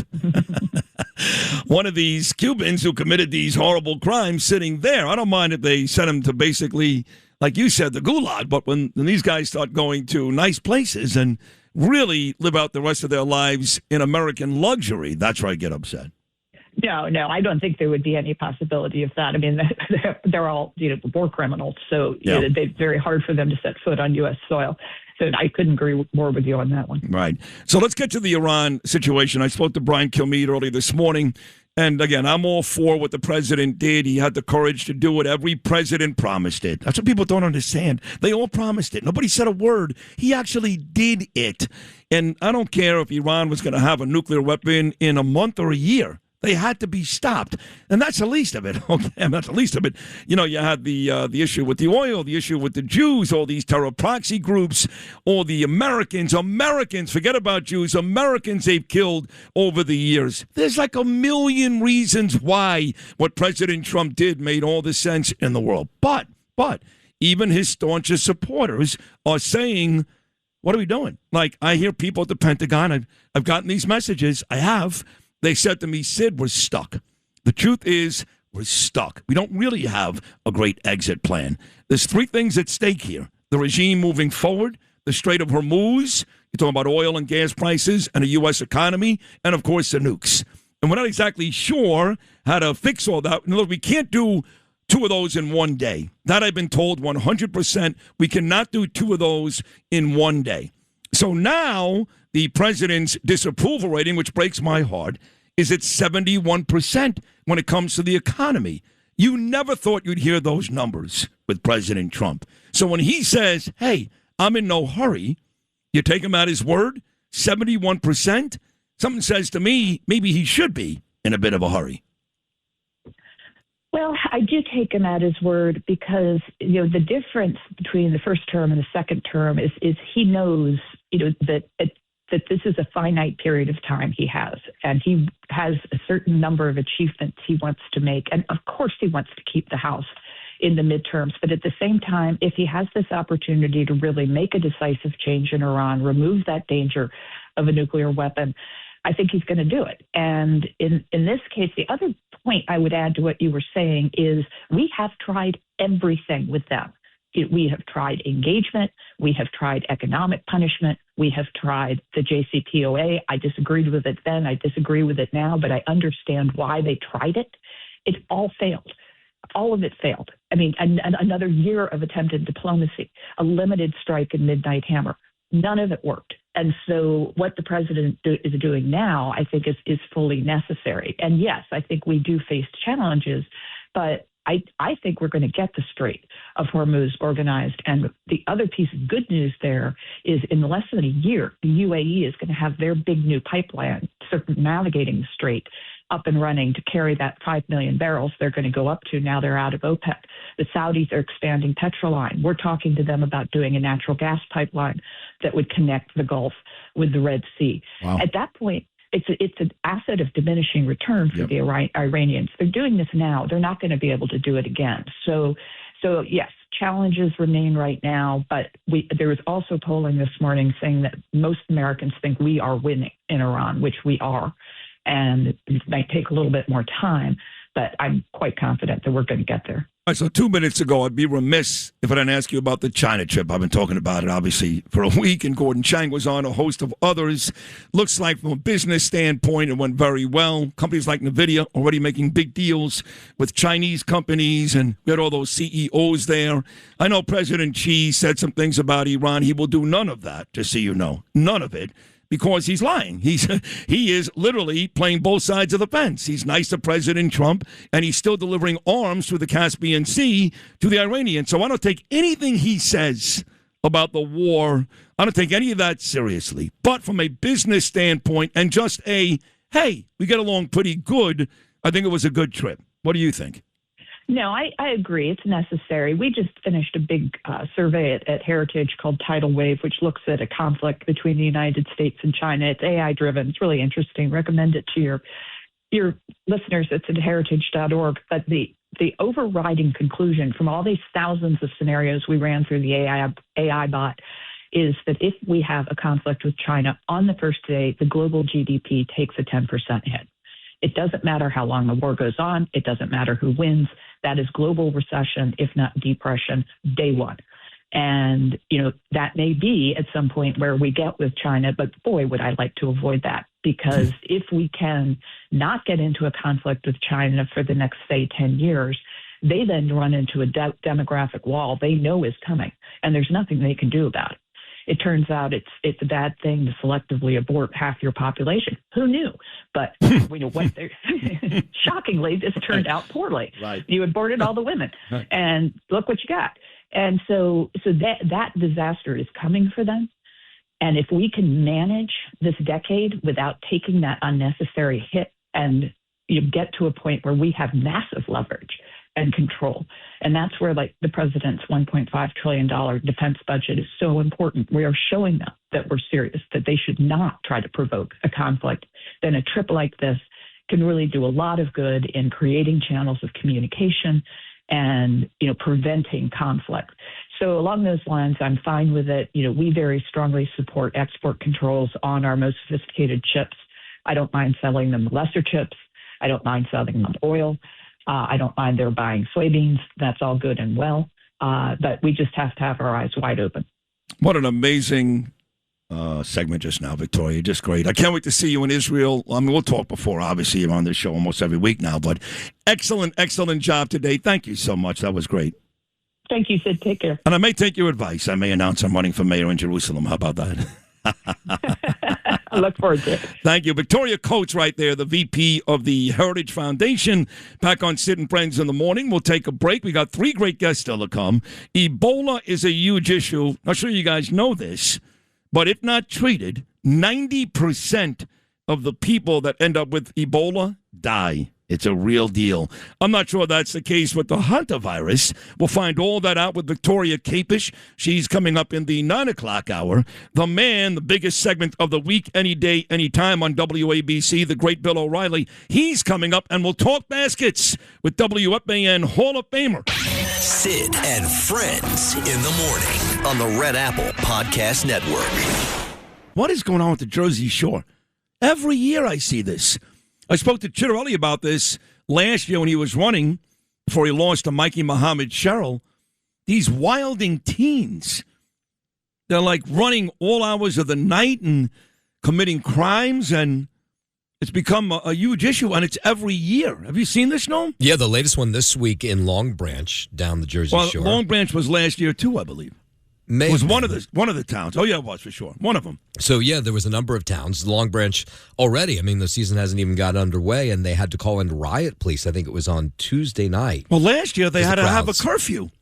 Oh, well, and they put in a curfew for the rest of the week. This can't get every year. This is going to happen every year. What the hell's the police? What happens is that it's these pop-up parties that are all sort of planned online, and so the police try to keep track of what's going on before they happen. But what happens is, and this is what happened in Long Branch this week, all of a sudden there's just thousands of people in your town. You don't know where this all began and where it's going to end. Well, it's getting too crazy. No? Yeah, it's totally crazy. It overwhelmed everything in Long Branch, even the train system, because a lot of them came on New Jersey Transit. They weren't even able to get everybody back to where they were going, to get them out of Long Branch. Yeah.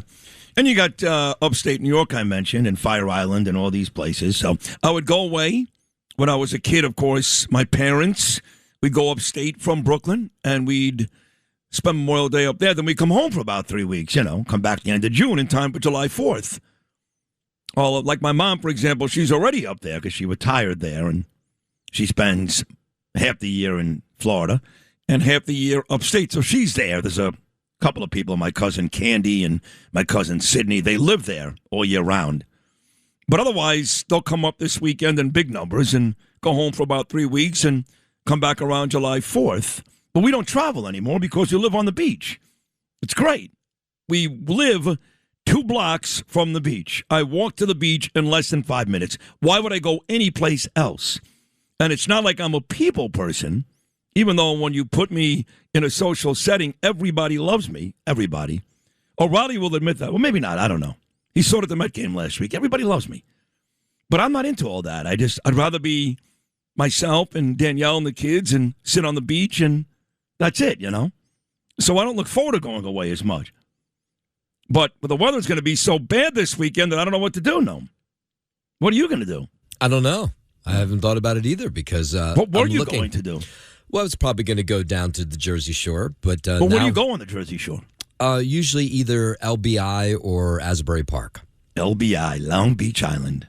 Asbury Park is nice. I'm there quite a bit. Alex and Dan, and, got lunch there today. Nice place, Asbury Park. It's really nice, yeah. Yeah, right there on the beach. Where do you go? You have like a cabana? What do you got there? Well, LBI friends and Asbury Park, I mean, it's not that far away. It's like 45 minutes, 50 minutes. We'll just go for the day. Very But nice. It's supposed to rain. So. Right, it's not going to happen. I know. Lou, you too. Lou, if you were planning with MJ to go to the beach this weekend, that's not happening. Justin, what are you doing this weekend? Anything good? But I still will do so. Yeah, I mean, I guess you'll do something. We'll go out for dinner and go to a restaurant. Yeah, right. I mean, we'll do that too. I don't know. Go to the bungalow bar and watch a bunch of people act like idiots. What are you going to do, Justin? I got nothing really on deck. I mean, I was just with my family for a week. Right, So, and you hated that. God, you were complaining every day to me. That's I not mean, if true. the weather was not. I mean, I probably will still go up to my parents' house and just kind of hang Right, around. you may as well. Peace and quiet. Yeah. They'll take you out for dinner. They pay for everything. Right, so exactly. Right, stuck in the city. All right, well, have a nice Memorial Day weekend. There's nothing to do. The weather's going to be terrible. Enjoy it.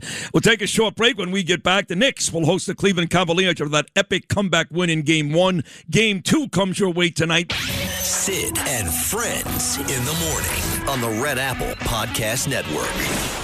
Brad Lander, he's one of the worst human beings in New York today. I mean that. And then you get this Maureen Galindo. She's running for Congress in the state of Texas. She wants to put people like me in prison, in concentration camps. Literally. She wants to do that. Maureen Galindo. Then you get this psycho Graham Plattner in Maine. Another one who, like anybody's taking shots at Chris Kyle, American hero sniper who was murdered in Texas years ago, taking shots at another U.S. Navy SEAL. And he's a veteran and a hero. But he's not a good guy. Not every veteran's a good person. 99.99% are. It's like the cops. The overwhelming majority, almost all of them, are beautiful people willing to give the ultimate sacrifice. But there are a few, very few, but a few bad apples. This guy, Graham Plattner, they don't come worse. There's another person, too, I saw in Pennsylvania. And then you got this other psycho DSA woman, basically Mamdani with a vagina, who's running for mayor against Spencer Pratt and the incumbent Karen Bass in Los Angeles. And we're surrounded by terrible people. Terrible. That's why I keep the mayor thing, I keep it out there. I don't know. We need help. We need good people, strong people to help. And in a lot of cases, in New York, the Republicans have become a clown show. It's a clown show. I'm tired of it. I don't mind losing. It is what it is. You're not going to convince that stupid 22-year-old girl who's on the ferry today with green and purple hair and 9,000 nose rings and hairy legs, drinking a Modelo and smoking some skinny cigarette at 10 o'clock in the morning with horrible jean shorts that don't fit.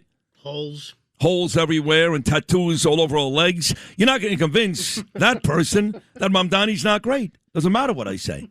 That's exactly what they look like. All of them. Hundreds. I know. And I tell people, I go, I'm a radio guy, and I can't help myself. I sit on the boat, I look at this person that's sitting next to me, and I can't help but start a conversation. And I did it the whole summer. And I would say, hey, you voting? Yeah. They didn't say Curtis. They didn't say Cuomo. They couldn't wait to vote for Mamdani. Of course. They couldn't wait. Everybody telling me, no, he stole it. They flew in Muslims, the Muslim bloc. Forget about it. No. White girls from Williamsburg and guys and the Upper East Side, they couldn't wait. So I saw a guy 2 days ago. He got on the ferry, and it was so bloody hot too. Remember, I think it was Tuesday or Wednesday. We were pulling out. He was walking up and down the aisle. He had this long kind of shepherd kind of coat on, like he was climbing Mount Ararat. And he had long beard. I know. And he had a staff with him too. No, he didn't. Like it was Jesus. I swear to God. No. I swear, because he got off in Rockaway, so I made sure, like, he went upstairs probably, and I think he came back down and passes and went, oh, good. Now he's looking to sit down here, and he found a spot up, and he turned around and just stared Freaks. at me. No, these are the biggest freaks you've ever seen. The women have hairier legs than the guys, and the guys wear more nail polish than the girls. You can tell. That's my ferry ride home every day. Oh, it's insane. It's actually gross. It's gross. And these are the people that vote because no one listens to me. I say all the time, you should have to take a test to vote. Have to know something other than, I like him, he hates the Jews. I like her, she's black. I like him, everything's going to be free. There's got to be some type of test so you know what the hell is going on. Instead, you hit a certain age in this country, thanks to our brave men and women, right now, lonely in a cave somewhere in the Middle East holding a gun. Thanks to them, these dopey kids who know nothing, they get to vote. And then we're stuck with people like Mikey Muhammad Sherrill and Mamdani and Brad Lander, that jerk off. Like, if I ever saw Brad Lander, I would have to control myself. I really would.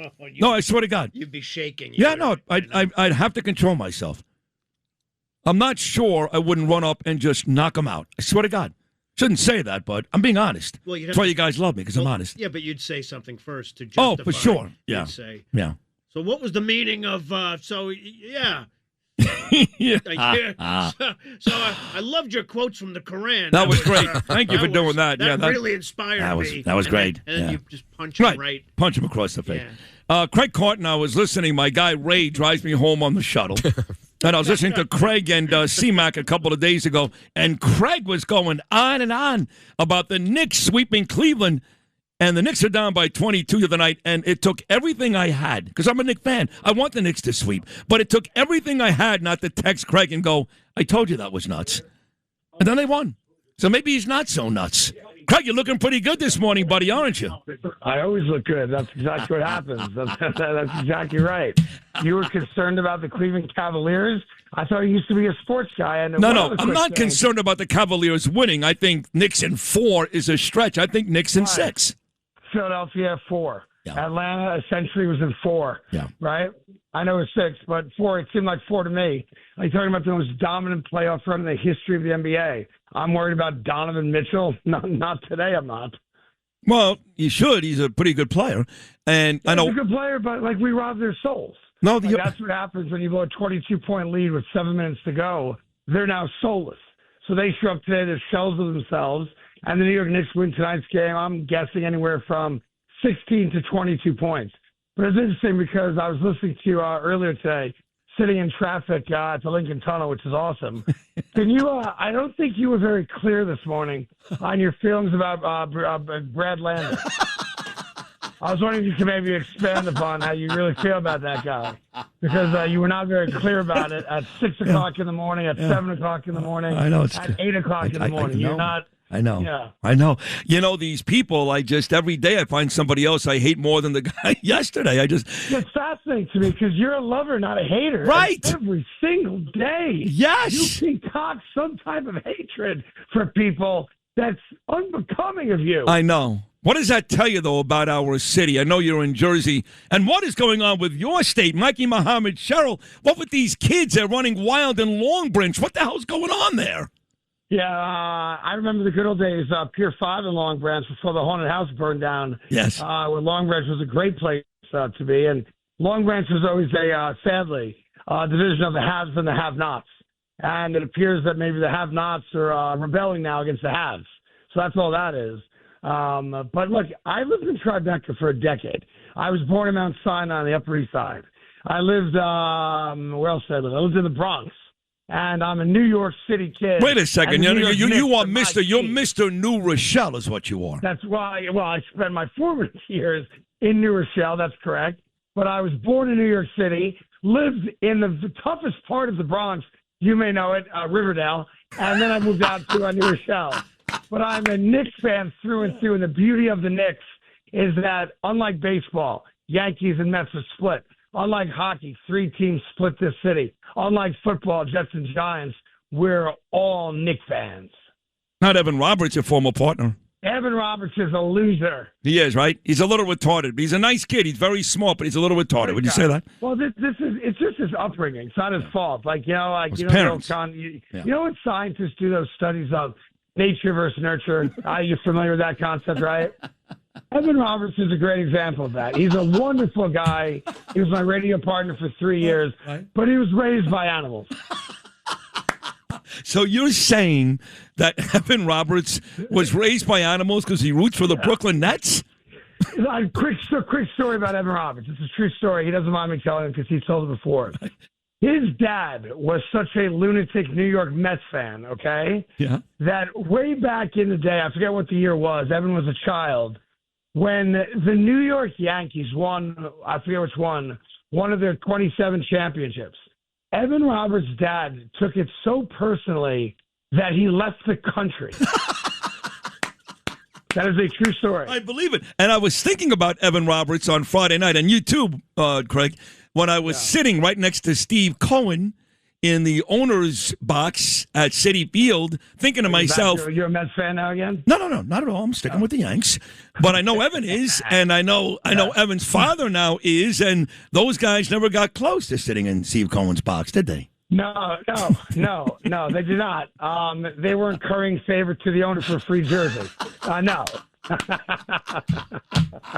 My Bucky Dent jersey came last week. I was so excited. I'm sure it is, by the way. So, in your lifetime, and you know your sports as well as anybody, and you are a Knicks fan, okay, but in your lifetime, you saw the Patrick Ewing teams. You and I are a bit too young to really opine too much on the Clyde teams in 69 and 73, but certainly the Ewing teams that lost to the Rockets in 94 and Spurs in 99.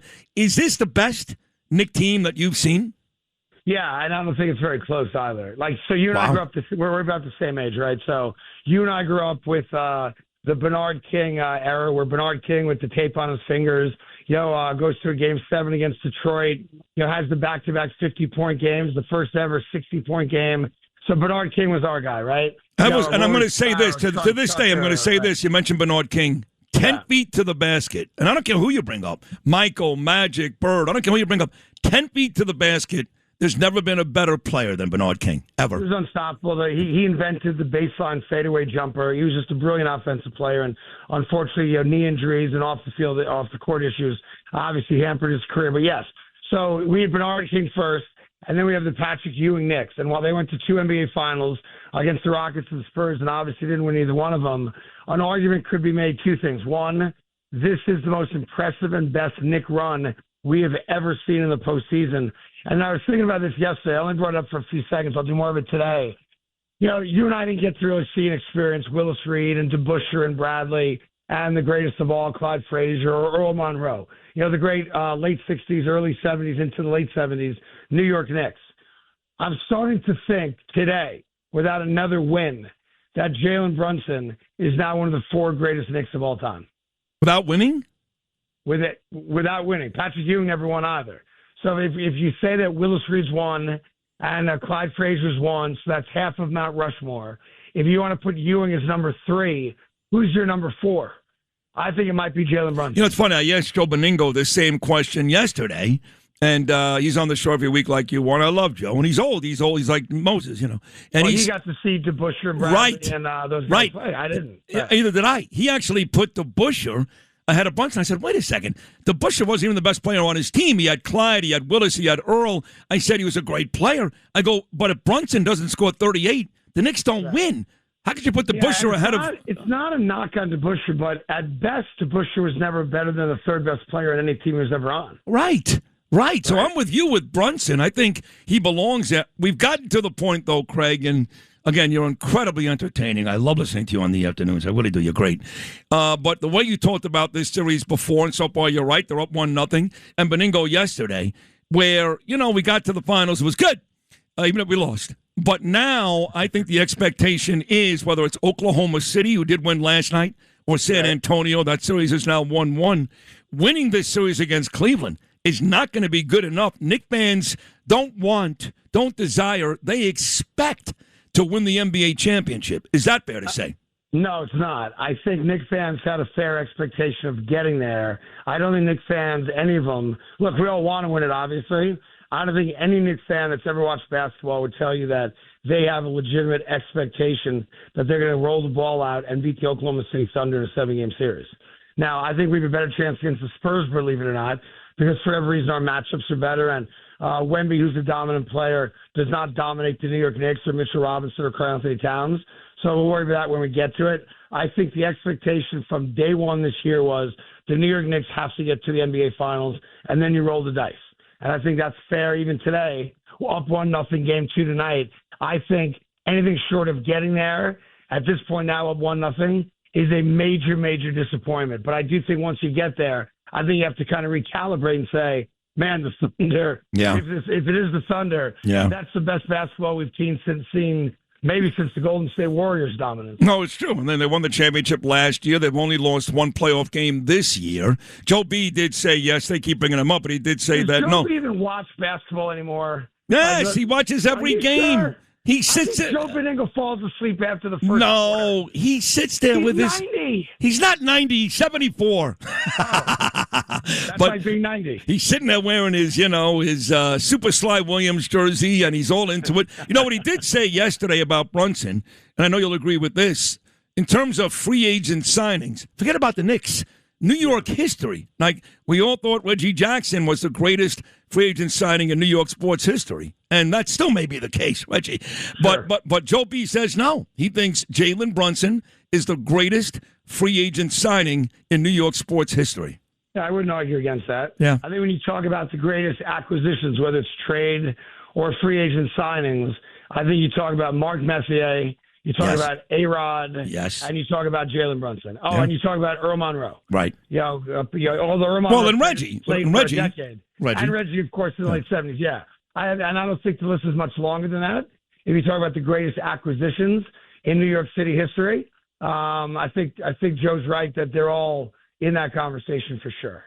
One more, Craig. I know you got a busy morning coming up. Your favorite Jet quarterback of all time has decided to play one more season. And, of course, I'm talking about Aaron. I was trying to think for a second who my favorite Jet quarterback was of all time. Well, I got to think. Sure there's an answer. No, there is. We're the same age. The guy that should be your answer, I mean this, even though Mark Sanchez. No, you got to go with Ken O'Brien. Come on. Huge numbers. You right? probably do. Right, those huge numbers. Wesley Walker, out-tune. The problem with Kenny O'Brien, who is a very good quarterback for the New York Jets, is that we passed on Dan Marino to draft. That's right. A lot of teams did. That's always the knock on Kenny O'Brien, who had a really good career here in New York. He did. And obviously went to the playoffs with the Jets, but we chose Ken O'Brien over Dan Marino. True. Actually, Marino was the 6th quarterback taken that year, so a lot of teams did that. A team took Todd Blackledge ahead of Dan Marino. But in terms of the O'Brien days, of course, and I love Mark Gastineau, and he loves me. He listens every day. That hit on Bernie Kosar made sure that Ken O'Brien would never win a playoff game. But in all seriousness, I remember all the Jet fans, and they were pumped up, as they should have been. They should have been.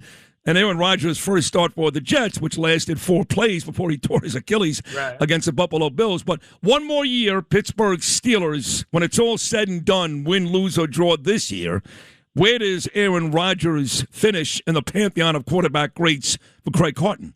I think he's Mount Rushmore. I think he's top 4. You do? Yeah, he is. Look, he only has the one Super Bowl, which is obviously the negative part of his career. He's also a narcissist, which is the other negative. Yeah. He's like the NFL's version of LeBron James. Yeah. Like if you thought there was any chance that Aaron Rodgers was not going to have the retirement tour and get the gifts at every stadium and be honored. The Steelers, I think, have 6 nationally televised games this year because they knew that Aaron Rodgers was coming back. So if you can separate the quirky personality and the narcissism from the football player, I think he's one of the 4 greatest quarterbacks in the history of football. I'm curious, the other 3. I know you got Brady there. I give you an example. I don't think Joe Montana could carry his jockstrap. Really? From a standpoint of just playing football. The problem for Aaron Rodgers is that Joe Montana's got 4 Super Bowl rings. Right. But if you compare them skill set wise, I think Aaron Rodgers is one of the 4 greatest quarterbacks of all time. I think Dan Marino is one of the 4 greatest quarterbacks of all time. Agreed. Only went to one Super Bowl, obviously, and didn't win it. Got killed. Obviously, Tom Brady's the greatest of all time. And don't tell people in Kansas City I say this, but I think Patrick Mahomes is in the top 4 as well. No, it's a great list. It's a great list. I've got Roger Staubach not far from that list. I always loved him. Where do you put Brad Landers on that list?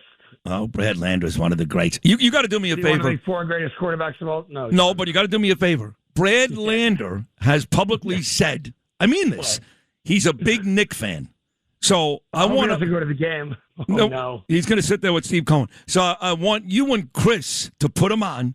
I want to hear Brad Lander's Knicks analysis on the Craig Carton Show. Could that happen? I definitely would never do that. I keep saying no to Bruce Blakeman. I'm not putting Brad Landers on. And you love Bruce Blakeman. I know you do. I know you love Bruce. I do. I'm a big Bruce Blakeman guy. And his guys keep reaching out to me to have him on the show, and I'm like, for what? Yeah. Well, what happens if I run for mayor and win? I can't come on anymore? Is that it? You're not running for mayor for 3 great reasons. Number one, you don't want anybody to know how much money you're making. Number 2, your wife would divorce you. And number 3, your wife would divorce you. You really could have put Danielle in all 3 of those. But at any rate, Craig Carton, you're beautiful. Your show is great. By the way, I want to thank Lou for something. What's that? If Lou hadn't followed Imus to WABC all those years ago, I never would have had Eddie Scazzeri as our board op. And after 37 years, Eddie Scazzeri is retiring after today. He got fired? No, he's retiring. Nobody retires. They fired him, didn't they? His wife said it's enough. Retire. They fired Dove Kramer, too. Well, that's a different story, but Eddie Scazzeri retired, and he was my board op. No, he was mine, too. He was my decade. Yeah, but I owe that to Lou. I know. Lou, and here's the reality. Lou heard me do 1 week of shows and said, nah, no shot, this is going to work. He goes, hey, I'm a super board op job. Eddie Scazzeri, believe it or not, was my producer when I did the midday show with Jody McDonald, and then they moved him to the board and gave me Matt Deutsch as our producer. Him. Yeah, remember him? I'll just say this. I know you audience may have never heard of Eddie, so I want to be respectful of that, but I've done this for 35 years. You about the same as well. Yep. Lou, probably longer than that. And I think it's fair to say that I've never met someone in my life in this business that is so universally loved as Eddie Scazzeri. I agree with you. No, I agree. And Lou, you love him too. I also want to thank Craig, too. Why? Because if I hadn't left, I wouldn't have gotten the huge amount of money that I would have gotten from Harvey. Good point. Good point. That's very true. He was begging. That job paid $33,500 at the time. He was begging for me, and Craig said, "You got to go. You got to go." Well, you know what you got to do on the way. We got to run, but on the way out now, you got to play Eddie Scazzeri's favorite song. I know you know what that is, Louis. The great band America. Eddie loves this song, Craig. Just in case you talk to him, you should play it on your show this afternoon with Chris. He loves Sister Golden Hair Surprise. He loves that song. Is that right? Yes. I did not know that. Yeah, that's a big Eddie favorite. You should know that. Come on, you got to know that. Yeah, that's a big one. Hey, Craig. Know that. Great. On his day, his last day. Craig, we love you. Great appearance as always. Keep kicking ass, Craig Carton. You are amazing. Thank you. The great Craig Carton, Hall of Fame, afternoon WFAN voice. And that's a lot of fun. It's always fun with Craig. We'll take a break. Sid and Friends in the morning on the Red Apple Podcast Network. Who in this city is going to give those 3 vile, disgusting people who love Luigi Mangione and actually said on television that Brian Thompson, who was murdered, shot in the back by this coward, that his kids are better off without him? These 3 skanks on television. Get rid of these people. Press passes. What's going on with this city? Jesus. I just saw Bill on Friday night. He took us, me and Gabriel, to Citi Field. We sat together, Steve Cohen's box for the Mets and the Yankees. It was a great time. Bill's a lot of fun. And in terms of this business, he was the best. He still is the best. He'll always be the best, whether it's Thursdays with me, Mondays with Katz and Cosby, his morning message, his own amazing website, BillO'Reilly.com. Great stories, great interviews, just great television. News Nation every week, his books, the Killing series, all great. His book on the presidents, Confronting Evil. No matter what this guy does, it's a home run. Here he is, the best ever, my friend Bill O'Reilly. Bill, good morning, pal. How are you? You know, I'm glad I could be the voice of reason between you and Mr. Met. We had a little détente there. Yes, we did. But I did not notice that Tom Hanks was at the game. Did you notice that? You know, I noticed he was there a couple of days later, so he must be going to a lot of Met games lately. I think he was there the night we were there, and then Mr. Met went down. And I don't know what they were doing down there. Probably plotting another Saving Private Met. And we could get Mr. Met get plugged between the eyes just when he gets off the landing craft, so we don't have to deal with him throughout the movie. He was nice, though, Mr. Met. Cohen brought him up to the box in about the 6th inning, and his wife came too, Mrs. Met. Very nice. It was funny. Are you sure they're married, though? I think there might be some shenanigans going on here. They may be living in sin now that you bring that up, yes. I got to tell you, on a serious note, Steve Cohen, I know you know him for a long time, and he loves you. I heard him say to you, Bill, you come every night. Come any game you want. He's a very sweet guy. Get along really well with Randy Levine now with the Yankees, and Randy and I talk quite a bit. I'd say 4 or 5 times a week, and I go to a bunch of games. I don't know Steve nearly as well. But the Friday night and the one other time I was with him because of you, he's a very nice man. Very nice man. Yes. And I think he's a positive for the city. I think he really wants to win. And he is a very patient guy. You got to be patient with the Mets. Got to be patient. You know, you can imagine if Steinbrenner was still alive and he were the owner of the Mets. No. No, all the members of the team would be on Devil's Island right now. Okay, that's where they would be. Yeah. So I like that. I'm going to the Knick game tonight. You are? Listening to you and Carton. Going there tonight. It's a whole different vibe when you go to the Knicks than when you go to the baseball games. Yeah. And I agree with you that the Yankees and the Mets, those franchises, both to me as a working class guy from Levittown, have treated me very, very well. The Knicks are a more upper class situation because the tickets are so expensive. But I think that when you are ahead 23 points, as the Cleveland Cavaliers were, and you lose, you can't hold that. I think it's over already. Unless they win tonight. Because I say the same thing, but I think sports fans, this is just my opinion, that's why I'm out of sports, because I couldn't stand the old cliches. I think momentum lasts about 5 minutes. So if Cleveland comes out tonight and takes a 20-point lead and holds on and wins, then all of a sudden it's not as easy as it looks. So I never really bought into momentum. I don't think it matters once the clock starts the first quarter tonight. I really don't. It's not about momentum. It's about self-doubt. And in order to be a champion in any professional sports in America, you have to banish self-doubt. Well, let me tell you this about Cleveland. They were down 2-0 to the team that won the most games in the Eastern Conference, the top seed Detroit Pistons, and they had to go to Detroit to play a Game 7 on the road, and they beat Detroit by 20. So, I can go to the last series, a Game 7 2 games ago, and tell you self-doubt. They won a Game 7 on the road. That barely happens. It's not New York. Yeah. New York is a whole different place. So you're convinced, like Joe B. and everybody else, this team is on the way to the finals. That's it.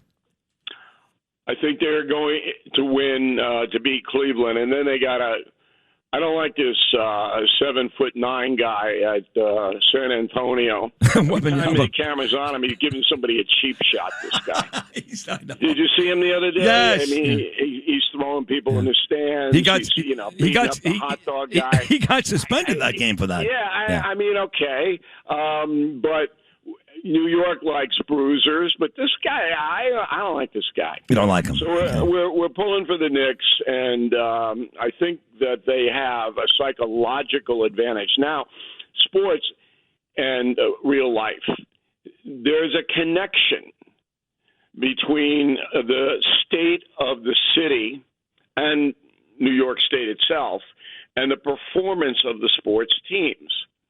And the connection is that people feel better about their environment if they think they're on a winner, if they think that they're represented by teams in the arenas that are something special. And I'm a big Jet fan, and I mean, how long have we been waiting for the Jets? And the Giants now, they have a whole new structure. I think the Giants will do well. Me too. Coming up, but it has to do with everybody, even people who don't follow it. If you're invested in sports and your team is doing well, you feel better, you work better. And that is a very important thing in America. Well, I can tell you this. I'll emphasize what you're saying and show you how right you are. I think you need that. You know that. But Rudy Giuliani, the greatest mayor in the history of this city, one of the finest politicians ever. When you talk to Rudy about being mayor of New York, and we know 9/11, all that amazing stuff that he did, you know what he's quick to say? Do you know when I was mayor, we won 5 championships? The Rangers, the Giants, and the Yankees all won world championships. He says that almost every time, as if, by the way, he's Jim Leyritz. He hit a home run. Or as if he's, he threw a touchdown pass. Or Mark Messier scored a goal. But to your point, he's proud of that because he felt like that was big for his city. Yeah, it's civic pride. It's a unifier. So when you have a city that's divided, as we do, and a country that's divided, along political lines, and you can have any kind of mechanism that bring people together, it's a huge positive. I don't want to get too wonky about it, but it's far more important than most people believe. And if you live in a place where they never win, and then everybody's making fun of the teams, and that kind of thing. Yeah. Now, Mamdani, I don't know if he understands basketball. I think he's a soccer guy. He is. But, Yeah, but he's always quick to tweet. He's a Met fan, too. Very big Met fan. But he's very, very quick to tweet. If you go to Twitter, seconds after the Knicks win, and they've won 8 straight playoff games, you're going to see tweets from both Mamdani and Hochul. You're going to see a picture that Mamdani tweeted last week with him and Spike Lee watching a soccer game together in a Williamsburg bar, an Arsenal soccer game together, and him screaming on Twitter, "Let's go Knicks," as if he even knows Bill O'Reilly, who Dave DeBusschere is. Yeah, I mean, look, both Spike Lee and Mamdani are communists, so I understand there was a Bund meeting that night, and they went in. Did you ever run into Spike Lee? The guy's hysterical. Yeah. Did you ever run into him? Yeah, opening day. I killed him on the air, and every paper wrote about it. Every one, because he was wearing this pro-Palestinian outfit at the NBA All-Star game.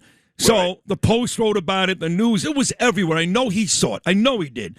Yeah, opening day, Yankee Stadium. I'm down by the dining room, by the Legends Lounge. Who walks over? Spike Lee puts out his hand, says, "Hey, good to see you." That's him. Did you check your watch after that? Now, I know Lee forever.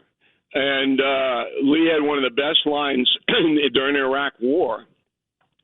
I was in the men's room at the Garden just freshening up, and he comes walking in, all right? And Spike Lee's about 5'2", and I'm 6'4", and I make a big show out of looking down at him, okay? So he looks up at me and he goes, "Hey, O'Reilly, did you find any weapons of mass destruction in here?" Oh, that's funny. It was funny. A great line. Yes, that's it funny. It was a great line. Yeah. And then I said, "Run along, Sonny." So you people don't know this, but I do. O'Reilly sits right by the court. I think you're right by my friend Corey Zelnick. So you're not far from where Spike Lee. I think he sits on the other side of the scorer's bench. On the other side, right, by Mike Breen. Right, but you're right there. You'll be on the court at the same time. Will you say hello to Spike Lee later on? If I see him, I'll say hello to him. Sure. Yeah. I'm not that kind of guy. Yeah. Unless you're threatening me or doing something to harm my family. Right. I'll say hello to Mr. Met.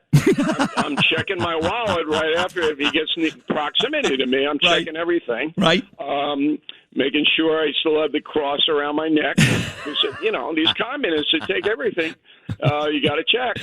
I don't know. I don't have any animus towards Spike. No, not towards Spike, but I'm not sure that's the case with everyone. I mean, in the final 3 minutes, if I said to you, Bill O'Reilly, that at the Knickerbocker game tonight, sitting right next to you, would be one of the most, and this is a silly hypothesis, but I'll do it anyway, would be one of the most powerful mullahs from Iran who hates Trump and hates America and wants to continue this war in Iran. Would you say hello to that guy?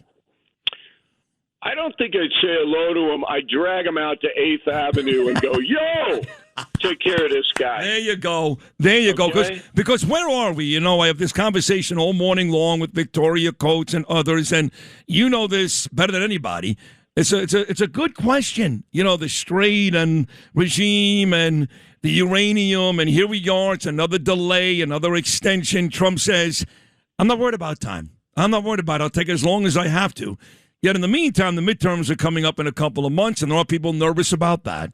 What are your thoughts on where we really are in this conflict? They change from day to day, so you can't really analyze it because of the intel that comes in. So I think there is a better than even chance that the United States will have to take more military action against Iran, but it's not a lock. When you have a situation that's fluid, as they say, when there's really nobody in charge on the other side, things can fall into line quickly, and that's what the president is hoping for. He doesn't want to kill civilians in Iran because he knows that unintended consequences is going to ripple out. But on the other hand, most Americans are fed up with this. They're fed up with it, and he's got to resolve it. And not only that, but I'm looking all over Long Island for soybeans. I mean, we have sold, 18 gazillion soybeans to China? Who's getting that money? Where are the soybeans? I want to know where they are. Okay? Yeah. So all I hear about every time President Trump goes to Beijing is, we just sold them more soybeans. Where are the soybeans? I don't know. Listen, I one of my favorite movies ever is Trading Places. Eddie Murphy was brilliant in that movie, an all-time great film. And all he talked about at the beginning of that movie was pork bellies. And I don't know where the hell those things or what those things are either. You know what a pork belly is? I don't know where the soybeans are. Are they in the Pacific on their way over? And when they get there, what are the Chinese going to do with soybeans? Will you put soy sauce on soybeans? What do you do? I don't know. So there's a lot of complicated stuff here. I would drop the soybeans on the Iranians. Instead of bombs, you mean, and missiles? Hit them with soybeans. Amount of soybeans and say, China made me do this. Oh, it's not a bad idea. You should actually text the president. He loves you. Takes your advice all the time. Hit him with soybeans, Mr. POTUS. You know he's going to be in New York tomorrow in Rockland County with Mike Lawler. I'm going to be there. I don't know if you're going to be there. You're probably in Montauk, but... No, going to Ireland. Oh, that's tomorrow? Yeah.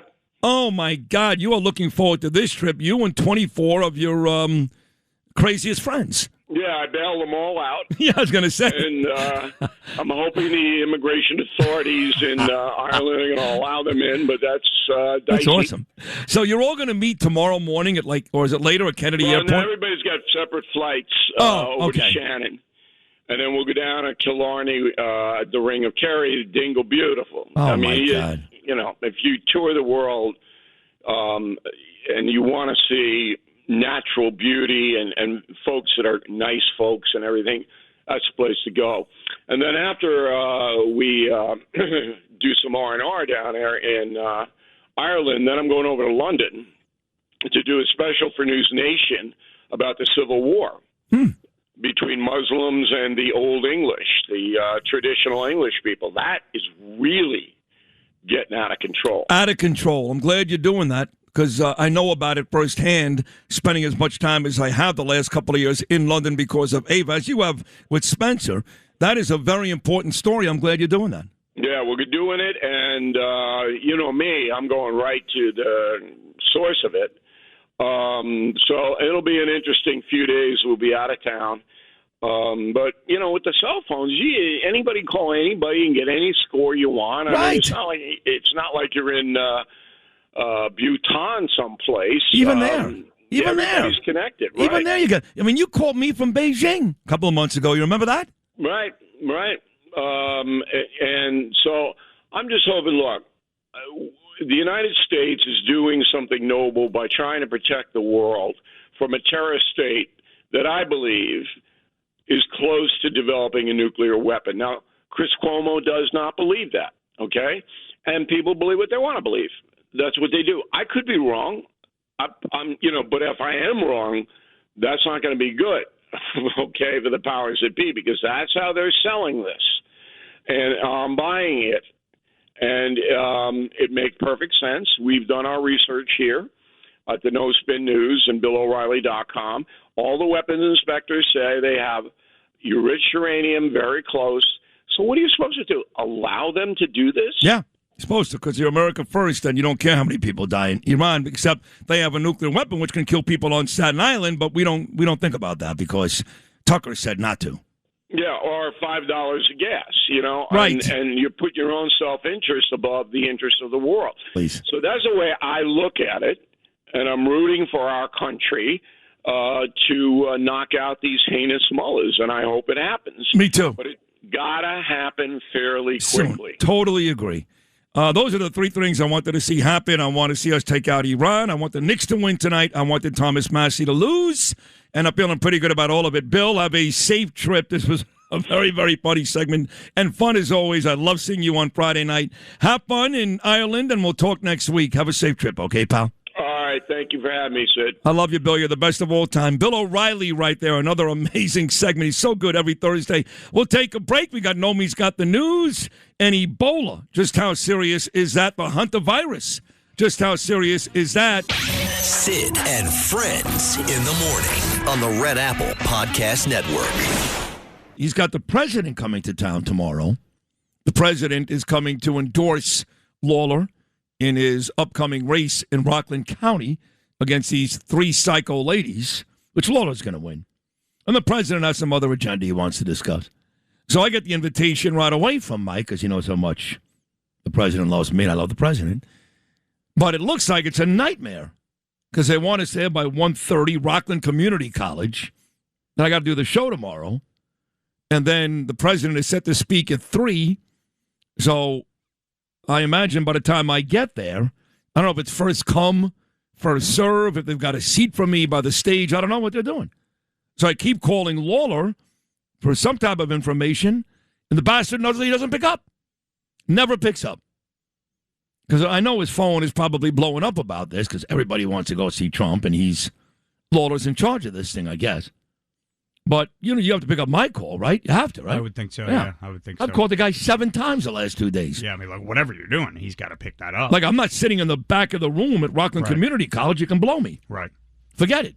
And if he didn't pick up, I would have expected a text message, Something. maybe 15 seconds afterwards saying, hey, Sid, I'll give you a call so back. So all you friends of Lawler out there, this is an APB to the king of Rockland County, Mr. Salt. Call my ass ASAP. Right. I need details. Do you know what happens to me, Congressman, when I don't pick up Sydney's call? Yeah, exactly. Nothing good. Not pretty. No, it's not pretty. good. No. I mean, don't make me text the president myself. That's embarrassing. Right. Because I'm not. Look, the president likes Lawler, but he loves me. Are you going to be on the dais tomorrow? I'm not even sure if there is a dais. Oh. I'm trying to find out all this information, but Lawler doesn't call, doesn't pick up the phone. Right. Nothing. It's tough. No, he's not going to put me up there. He's going to screw me. I know he is. But you know what? In the middle of winter, when nobody in their right mind would go from Queens to a new city in Rockland County, guess who's the moron that goes? Me. To speak on behalf of Mike. Mike puts on a big dinner at some ritzy hotel in Rockland County. Guess who goes? Me. Now, he did one day, him and Ed Day, make it to Rockland County Day in my name, which is nice. But I'm always there for Mike. But I don't think he's going to do much for me tomorrow. I really don't. He sent me an invite. Big deal. He sent 5,000 invites. So if I see like Nicole Maliotakis sitting up there and I'm not, then I'm going to just raise holy hell. Start throwing stuff, and only God knows what could happen next. Okay. All right. My dream would be, what is Brad Lander doing? Oh! Mike, are you insane? Oh! You would go rush the stage. Yeah, You would tear I apart. don't have to worry about. No, it's not. Not with Michael. There's no way. Mike loves Israel. That would never happen. That's funny though. I got to take a break. funny. That's funny. That is funny. Victoria Cape's been on the show a whole bunch of times, and she's out there fighting for parental rights and religious freedoms, all kinds of freedoms, not just in New Jersey but across the country. So we'll talk to Victoria Capish. She's next. Sid and Friends in the morning on the Red Apple Podcast Network. A lot going on. You know, Anthony Cumia said Sunday night with these diseases, he's very suspicious of some of these. So let's get right to Victoria. First of all, Victoria, good morning. How are you? Hey, Sid. Good to be here. Nice to have you back. Let's start with Ebola. I saw Fox News did something this morning. They said that if it's not treated, 90% of people that end up with Ebola die. That's how dangerous that disease is. Just how bad is that outbreak here in the United States, and what's it really all about? Well, yeah, a lot of us are kind of wondering, is this going to be a here we go again situation? You know, I'm not a doctor or a scientist, so if I talk about a virus or vaccines, it's pretty basic information that anyone can check out. But my real concern in being here today is, you know, what are we going to do with our knowledge? What do we learn from COVID? And what are the potential outcomes of this reporting that we're seeing? For Ebola, for instance, in Africa, the fact is that you have a 1 in 1.5 billion chance of getting Ebola in the United States. But of course, there's already a vaccine coming through that's tied to Bill Gates.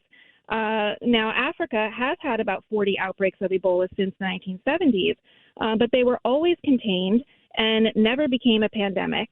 And this appears to be a bit of a fear campaign, kind of like what we're seeing with hantavirus. So what do we know about hantavirus? We know that person-to-person transmission is nearly impossible. It doesn't really happen.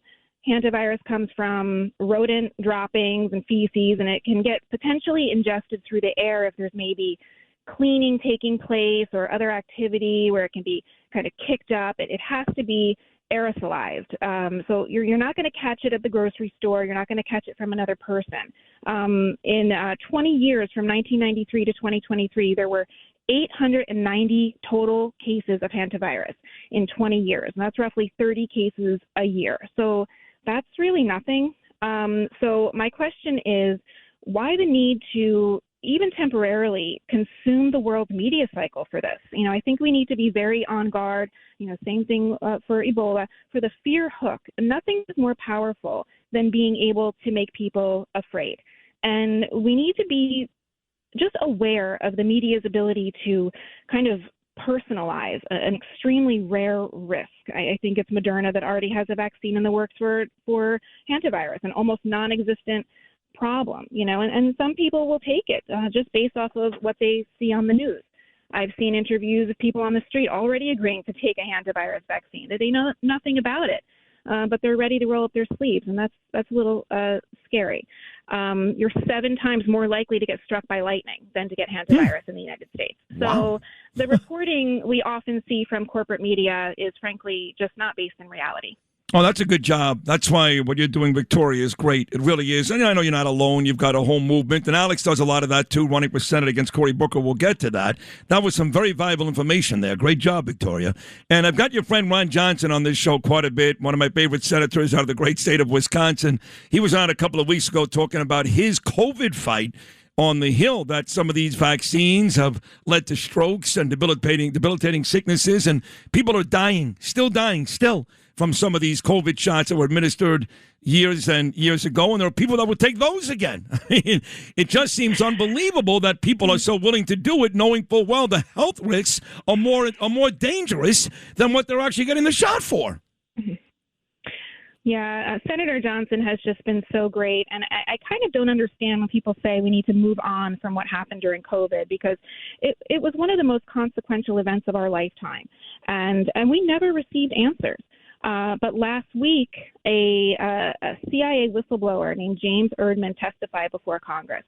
And when a whistleblower starts talking, you know, I just take a seat, get comfortable, because there's probably no one who's going to disclose the truth like a whistleblower, taking such great personal risk with absolutely nothing to gain. And that may be, by the way, not a single Democrat showed up to the hearing that day. I guess it's tough to try to contest an insider like that. So to briefly summarize what we learned from Jim Erdman, the Biden administration handed over a insulting 5-page report. It was actually 4 pages because 1 page was a cover sheet, signed by the director of national intelligence at the time, and swore that this was all the information they had on the origins of SARS-CoV-2. And of course, the main takeaways from what they provided were that nothing was found in the Wuhan lab that would have resulted in a COVID outbreak, and there was no evidence of any incident involving lab employees. And these are blatant lies. They are blatantly false. The actual documentation on COVID origins is thousands of pages long. We know that they were withholding. We know that a lab leak was most likely the cause of the outbreak. This was a cover-up. And the quote-unquote experts and scientists who were tasked to investigate it were literally the same individuals complicit in gain of function, including Dr. Fauci, who funded what caused the nightmare that followed. So these thousands of pages that were withheld that have now been turned over are being worked through by Tulsi Gabbard and her team. And, these are crimes against humanity, crimes against the American people and the entire world. Hundreds of thousands, if not millions, died. Many in that number were denied effective and inexpensive treatments, and instead were given remdesivir and a ventilator and died due to that hospital protocol. And those who pushed back and asked questions were censored and vilified, and it's not okay. None of it was okay. When are they going to prison? That's what I want to know. And just to quickly mention, talking about the hearing, Senator Ron Johnson, who was a key person leader in the hearing, has been bravely supporting medical liberty and has been a huge advocate for those injured by the COVID vaccine, an advocate for vaccine safety, which the media said would kill him, but he won his reelection bid. Meanwhile, Bill Cassidy, who did the opposite and who the media praised, didn't even win his primary. Good point. Bill Cassidy losing in Louisiana just a couple of days ago. Victoria Capish. I do want to close out with your friend Alex Zidane. You're active in his campaign, as I am. I like him a lot. I was out there in New Jersey last month at one of his events. He's my choice for that Senate seat. He's got a difficult primary coming up for people before he even gets to Cory Booker in November. But the news this week that Cory Booker is now doing what Alex does. Alex is a big Maha guy like you are. And here comes Cory Booker. He's decided that, hey, maybe just to make sure Alex doesn't sneak up behind me, maybe I'll dive in. I like Bobby Kennedy. Maha looks pretty good these days. How much nonsense is that coming from Cory Booker? Yeah, I don't know. As I mentioned before, medical freedom is a voting bloc. It's not a fringe movement. And, to talk specifically about Maha, Cory Booker showed up at the People versus Poison rally in D.C. a few weeks ago, and apparently he's now supporting the Maha movement. Making America healthy shouldn't be a partisan issue, so that's great that he's jumping on the bandwagon. But thankfully, we have a true Maha candidate running for Booker's seat in the Senate. That is, as you mentioned, Alex Zidane. Alex supports health freedom 100%. He is an award-winning investigative journalist. And during COVID, he was really brave. He pushed back. He challenged Governor Murphy on his mandates and his ridiculous COVID policies. And Alex has been endorsed by most Maha groups. He's been endorsed by Stand for Health Freedom, which is considered to be kind of the leader in this space, and pretty much all of the New Jersey Maha community. And he's also just one of the nicest guys you could ever want to know, just genuine. And if you don't know Alex, I urge you to get out to one of his meet and greets. Check him out at alexbeatsbooker.com. And I'm looking forward to him taking the New Jersey primary on June 2nd. Me too. That's a heck of a job, Victoria Capish. Great job. June 2nd, that is the primary, as Victoria just mentioned. Make sure you get out there and make sure that Alex has a chance to beat Cory Booker come November. Victoria will do it again very, very soon. Terrific work. Thank you so much. Amazing. Thank you. Take care. Victoria Capish right there, and that's a smart lady, and she knows her stuff, especially with all these issues, Ebola, hantavirus, all that stuff going on today. Thanks for listening to Sid and Friends in the Morning. You can hear Sid and Friends in the Morning weekday mornings at 6. If you like the podcast, share it with your friends and listen anytime at WABCRadio.com and download the WABC Radio app. Hit that subscribe button on all major podcast platforms. Plus, follow WABC on social on Instagram, TikTok, Facebook, and X. See you next time for a new episode so you never have to wonder. What the heck is going on here?